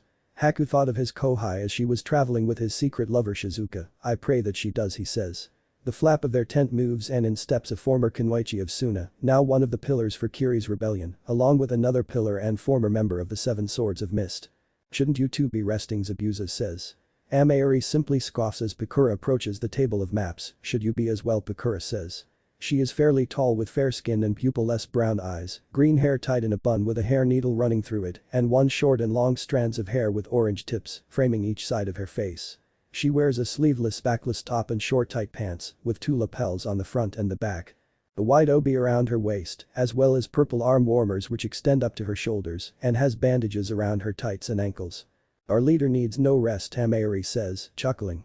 She has long, red hair, black eyes with a simple cloth around her head, distinctively tied at both sides, so as the ends of the material protrude upwards, while the remainder of her hair flows downwards. She wears a loose pin-striped long-sleeve shirt with a dark obi around the waist, a black hakama, and striped leg warmers. If we are to win, then that may be true, Zabuza says. Pakura comes around the table and places Zabuza's head to her stomach. Remember what you're fighting for, Kiri's freedom, so children can breathe free air, she says. I know, but the odds are still against us, Zabuza says. A messenger rushes in with heavy breaths. Commander, we got a message of Nadeshiko Mei's mission was a success, she starts. The mood rises in the group and Zabuza urges the messenger to continue. The report goes on to say that Mei will be bringing several high-profile allies, one of which is Zero the Black, she continues, and the room goes deathly silent. Seriously? The Black, also known as Zero the Black, is coming here, shit, Mei, struck gold, Amayuri says. That's not all rumors, says Zero the Black is actually Naruto Uzumaki, the son of the Summer Queen, Pakura says. How positive are you about that, Amayuri says. I've crossed paths with Kushina Uzumaki, Pakura says. Zabuza leans back in his chair with several thoughts in his head. Then we have a powerful ally, he says. Suddenly another even more haggard messenger rushes in. Zabuza-sama, the daimyo, has been assassinated, along with several high-ranking noble clan members, he says, and shock fills the room. Who? Zabuza says, as the messenger catches his breath. Hey Kenshin Uesugi, the messenger says. The war god finally moved, this works in our favor, send word to Uesugi for a possible alliance, Zabuza says, and the messengers rush out. If we can get him and his forces on our side, we may be able to launch a final offensive on Kurigakure itself, Zabuza says. And finally free Mizu no Kuni of civil war, Pakura says. Land of Water Daimyo Palace hours earlier. Why hasn't Yugura finished off these disgusting rebels, sneers one Ryaika Tsuchigumo. She has long flowing white hair and mesmerizing red eyes, wearing a scandalous Furisode kimono. I agree with Ryaika, this rebellion has lasted far too long, says Hiro Kagimoto, and many of the other noble clan leaders agree. Lord Minas and Daimyo of Mizu greedily drink his wine with a sigh as his council bickers about the rebellion. The civil war keeps his pockets lined with money along with his council of nobles. The caste system instituted by his father kept those of low birth from ascending to high positions, and the disgusting Kekkei Genkai wielders as a part of the lower ranks to be used and tossed aside. The door opens and Minas's samurai general and tactician Kenshin enters with his delectable consort Kasuga. Kenshin, what brings you here, Minas says. Kenshin is tall and effeminate man but deadly with a sword, wearing tradition samurai attire of a light teal and white scheme with a covering over his head, similar to a monk. Certain matters, Millard, Kenshin says. Minas's gaze is not on Kenshin but on Kasuga, her form covered by a form-fitting Kunoichi uniform, her blonde hair short with several bangs framing her face, 2 of which go down to her hips. Minas continues to listen to his council bicker, but things start to change. It starts with a cough from one of the nobles, but then another, then another, then another until all the noble clan heads were coughing violently and spitting up blood. What in Kami's name, Minas shouts, shooting up from his chair and knocking it down. One by one the nobles die with looks of pain and asphyxiation. The heavens pass their divine judgment, Kenshin says, shocking Minas. The doors burst open as samurai pour into the room. Why you betrayed me, Kenshin, Minas shouts. I have Lord Minas, the heavens whispered to me to take up arms. Too long has our country suffered by the caste system the previous lord created and perpetuated by the noble clans, Kenshin starts. Even if you kill me, things will never change. Kurigakure will never follow you, Minas shouts. Kenshin clicks his sword from its sheath before it leaves and blood sprays from Minas's throat, his head falling from his body. Kenshin flicks the blood off of his sword and wipes it with some paper before resheathing it and turning to Kasuga. Make sure to secure the palace and the nobles' forces, Kenshin says, and Kasuga bows, with a loving look on her face. She and the samurai exit the room as Kenshin remains with a shadow flicker in the corner. I thank you for your support, he says. My liege will be arriving soon to deal with Kurigaku rebellion, said, from the shadows. The infamous shadow monarch, Kenshin muses. Once Kurigaku has been dealt, he would like your aid as the new daimyo to meet with the other daimyo during Konoha's Chunin exams. All he needs is a doorbellion, said, and vanishes. Kenshin looks out the window to the setting sun. Changes are coming, the heavens whisper to me, he thought. Land of water, Kurigaku no Sato. Iguro Karatachi sits at his desk with a blank look on his face as signs the papers for execution of several of his ninja. He has short, messy, gray hair, pupil-less pink eyes with a stitch-like scar running from under his left eye, all the way down his cheek. He wears a gray, sleeveless shirt with a Kiri Hitai attached to the front, as well as a short-sleeve mesh armor with a green poncho. He also wears a turquoise sash around his waist, paired with a matching green apron over his pants and a pair of brown boots. Like the soon-to-deceased nobles, believes in caste system created by Lord Minas's father and perpetuated by his predecessor Ryoto Kagaya. The doors of his office open as his last two loyal swords enter. You summoned us, Yondaime Sama Mangetsu says. He is a young man with purple eyes, shoulder length, white hair and shark-like teeth. He wears a black, sleeveless shirt, light purple pants and striped leg warmers with bandages around his neck. Yes, I've received a report from our naval contacts that a boat has entered our territory from the direction of Yuzushio, Yugura said. And maybe it's some dumb tourists, Kisum says. He is a very tall, muscular and handsome man with pale blue-gray skin with small, round, wide eyes, 3 sets of curved facial markings under his eyes and shoulder-length wavy blue hair. He wears a dark sleeveless shirt paired with matching pants, a waist guard and striped arm leg warmers typical of the village. And maybe it is not, Mangetsu said. He's right, perhaps Abusa has finally decided to look outside for aid, Yugura says. So what do you want us to do, Mizuki-sama, Kisum says. Yugura leans back in his chair. I want you to take 2 squads and intercept this boat. If they are tourists, send them on their way, but if they aren't, Yugura said, and Kisum smirks, excusing himself. Should we kill them if they are from Yuzushio? We could use this to our advantage, Mangetsu says. They don't need to be alive to do that, simply the illusion of being alive, Yugura says, and Mangetsu bows his head. Yugura continues to plan and would not receive word of the nobles and daimyo's death until it was too late. 2 days later, Kisum and his forces were nearing the location of Naruto's boat on a large frigate ship. The monster of Kiri was itching for these tourists to not be tourists, as he was swordsman and battle was life. He didn't believe in the caste system, but he loved fighting and serving Kiri allowed him to fight and kill to his heart's content. We're nearing the ship, it has stopped moving, a crewman says, from the cockpit above. Kisum adjusts his sword, Samakiba, an offshoot of the original Samahata destroyed during the Third War. One of men hands him some binoculars and Kisum looks through to see the 30-foot power cruiser, but also Naruto waving. We'll meet them, keep your guns on the ship to sink it, Kisum shouts. The seas were fairly calm as Kisum and about 10 of his men leap off the boat and make their way towards the power cruiser. Naruto does the same and not hiding Zetsue and her harness around his waist. Morning coffee, Naruto says, with a cup of joe in his hand and about 15 feet between them. Not even hiding who you are, not bad, so what does Yuzushio want, Kisum says. Naruto takes a sip from his mug, which is actually strawberry milk. What most people want, freedom, he muses, and Kisum laugh a bit. Humming to a war-torn country for freedom, Kisum says, clicking his sword from its sheath. Naruto finishes his milk as the frigate behind Kisum explodes from a pillar of energy, causing the shark man to whip around along with his forces. So then, Kisum Hashigaki, allow me to introduce myself. I am Naruto Uzumaki, and I challenge you to a death match. The loser's life is choice of the winner, Naruto declares. Unlike his men who were rushing to the sinking ship, he remains with a smirk on his face. Uzumaki, huh? I hear you, Uzumaki have enough chakra to be considered a biju, Kisum says. The same could be said about you, tailless tailed beast, Naruto says. Kisum rolls his neck a few times with a chuckle. Alright, Uzumaki, I accept your challenge as a member of the 7 Swordsmen of Mist, he says, shifting to a Badajutsu stance. A clone pops to life next to him and takes his mug, returning to the boat to move it back from their battle. My men may join the fray, Kisum says. Naruto shifts into his own Badajutsu stance with a faint smile, then they go to a certain death, he says. Music. Bury the light, Casey Edwards, feat. Victor Borba. The tension slowly rises as Naruto and Kisum lock eyes on the other, the sounds of the open ocean echoing, but Naruto breaks the standoff and shoots forward. Kisum draws quickly as Naruto does the same with a loud clang, rippling the water around them. Kisum quickly back leaps as Naruto's quicksword churns to life. Ho, you got good instincts, Naruto says, getting a look at Samakiba.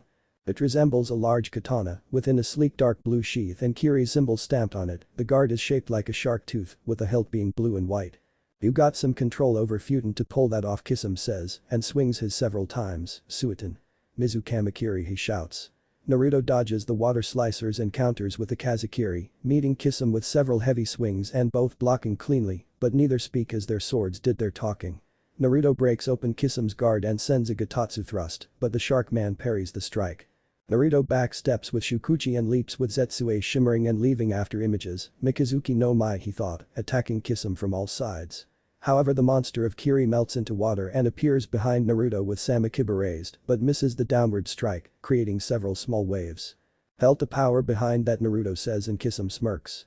He shoots forward with Shukuchi with a wide and heavy swing, but Naruto somersaults over it, closing the gap with a flurry of strikes, but Kisum blocks cleanly and evenly. However, Naruto manages to break open Kisum's guard again and cocks his left fist, cracking the shark man square in the face, sending him flying back with stars in his beady eyes. Kisum corrects after 2 hops along the water and rubs his sore jaw, but a laugh escapes his lips. This is getting good, Kisum thought, channeling chakra into his Samakiba and lowers it into the water. Suiton. Gashokism, Kisum shouts, firing several sharks from the water. Naruto surfs along the water into a spinning leap, Futen. Swallowtail fury, he shouts, creating several swallowtail birds. The swallowtails and sharks slam into one another with a rain of water as the pair meet once again in a furious barrage of swings, so much it knocks their swords from their hands. Oridora both shout into a barrage of punches with neither blocking. The flurry breaks as Kisum lifts Naruto with an uppercut into a heavy and chopping right, sending him flying with several hops. Kisum reverse summon his Samakiba via seal on his right hand before shooting forward with Shukuchi to strike Naruto, but a clang erupts. Naruto has Zetsue in his hand with a grin on his face. Warm up is over, how about we switch things up, he says. Kisum has an equally wild grin on his face. I agree, he says, and both leap back, sheathing their swords, and both quickly flash signs. Suiton. Suryudan no Jutsu both shout, creating a water dragon.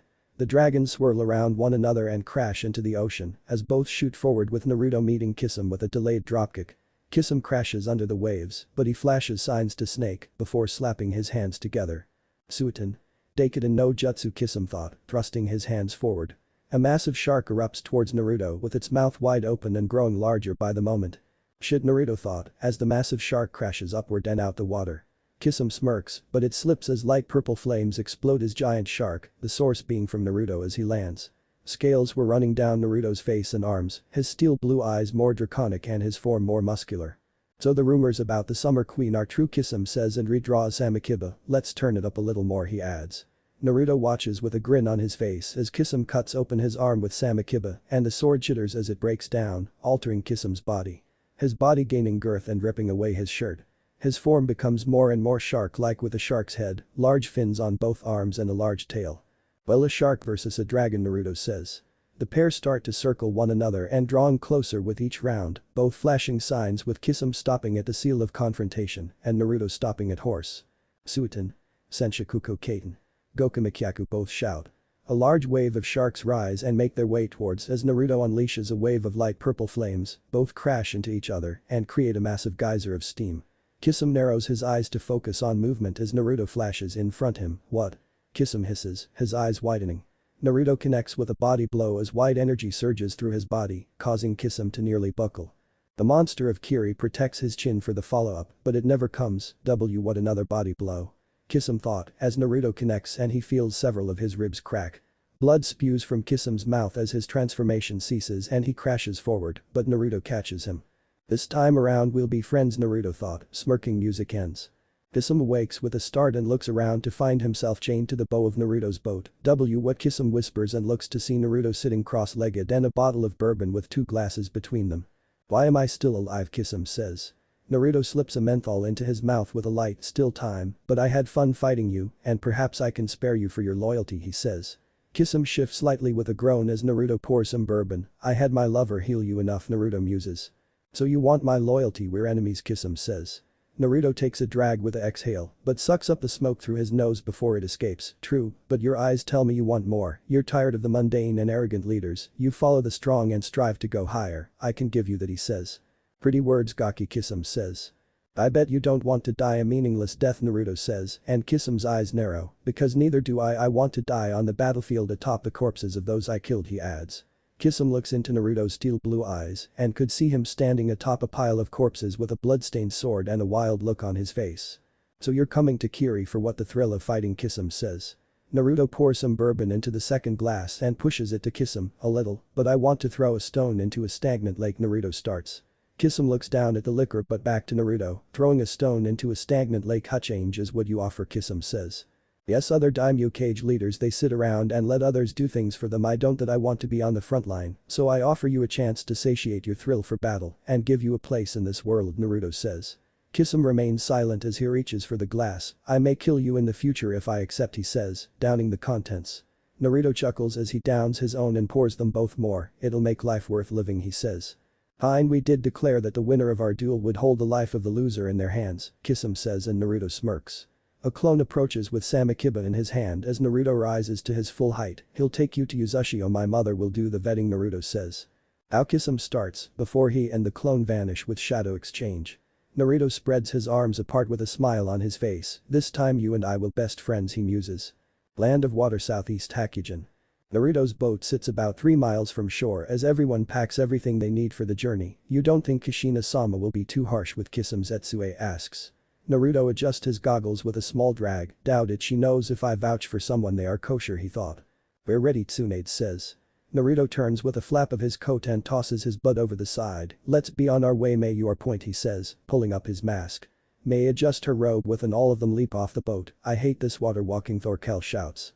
Then swim for 3 miles, Naruto shouts, and Thorkel scoffs. What about your boat, May asks. My clone will take it to friendly waters and from there it'll be taken home, Naruto replies, and May slowly nods. She had watched a battle between Naruto and Kisame, 2 titans doing battle, and it spurred her to get stronger.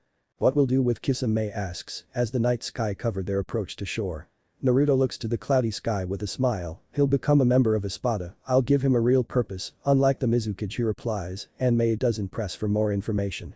The shore soon comes into view as Naruto has his senses stretched and no enemies were in sight. Where's Rebel HQ, Tsunade asks, checking her gear and making sure it wasn't too wet.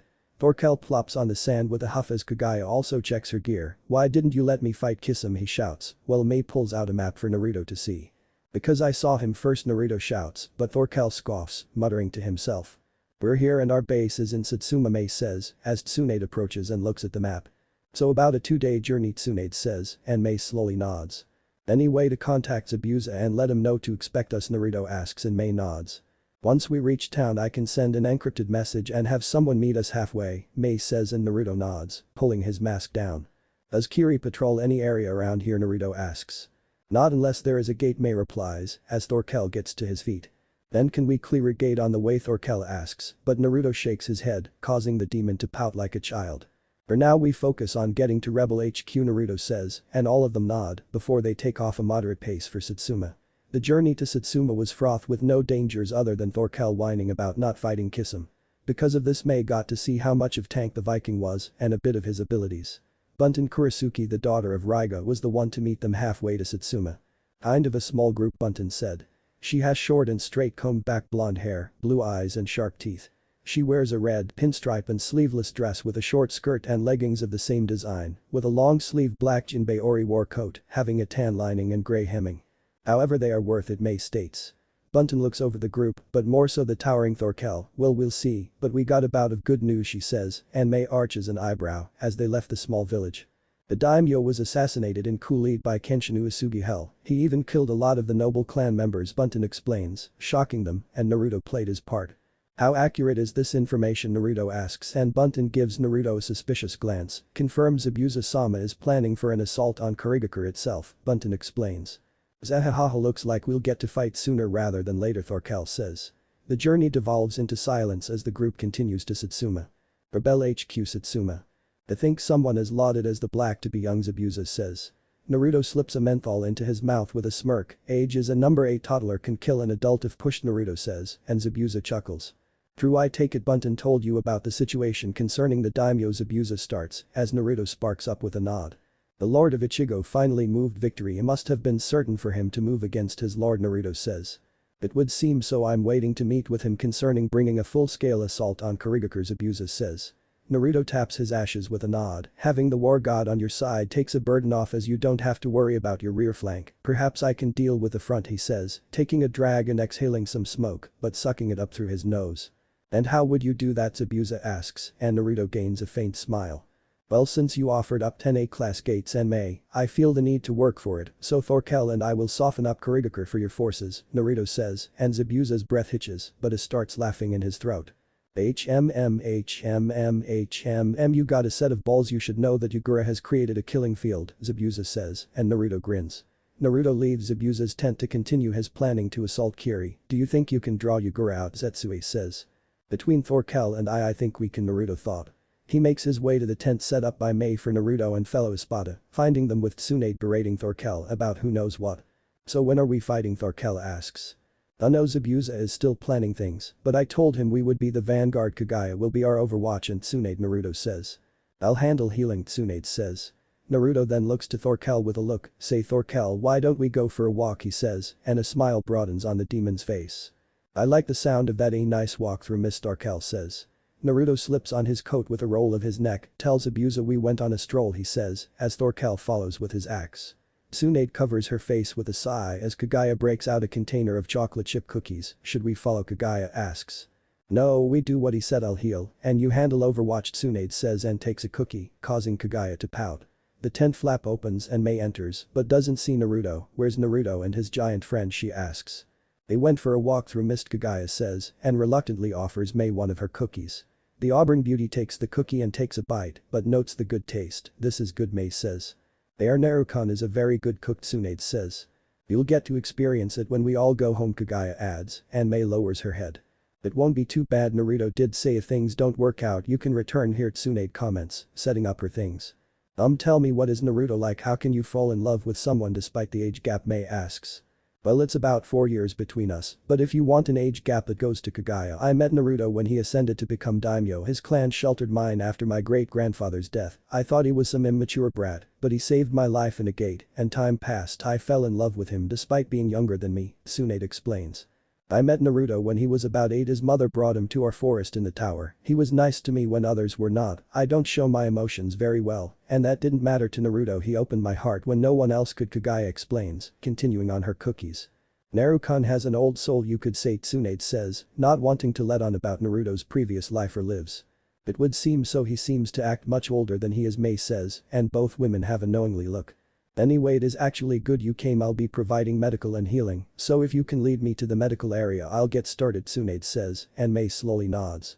I will accompany you as Overwatch, Kagaya says, and brings along her cookies. Mei leads them to the southeastern part of the camp, with several large tents set up for the injured. Stand back, Tsunade says and bites her lips to draw blood.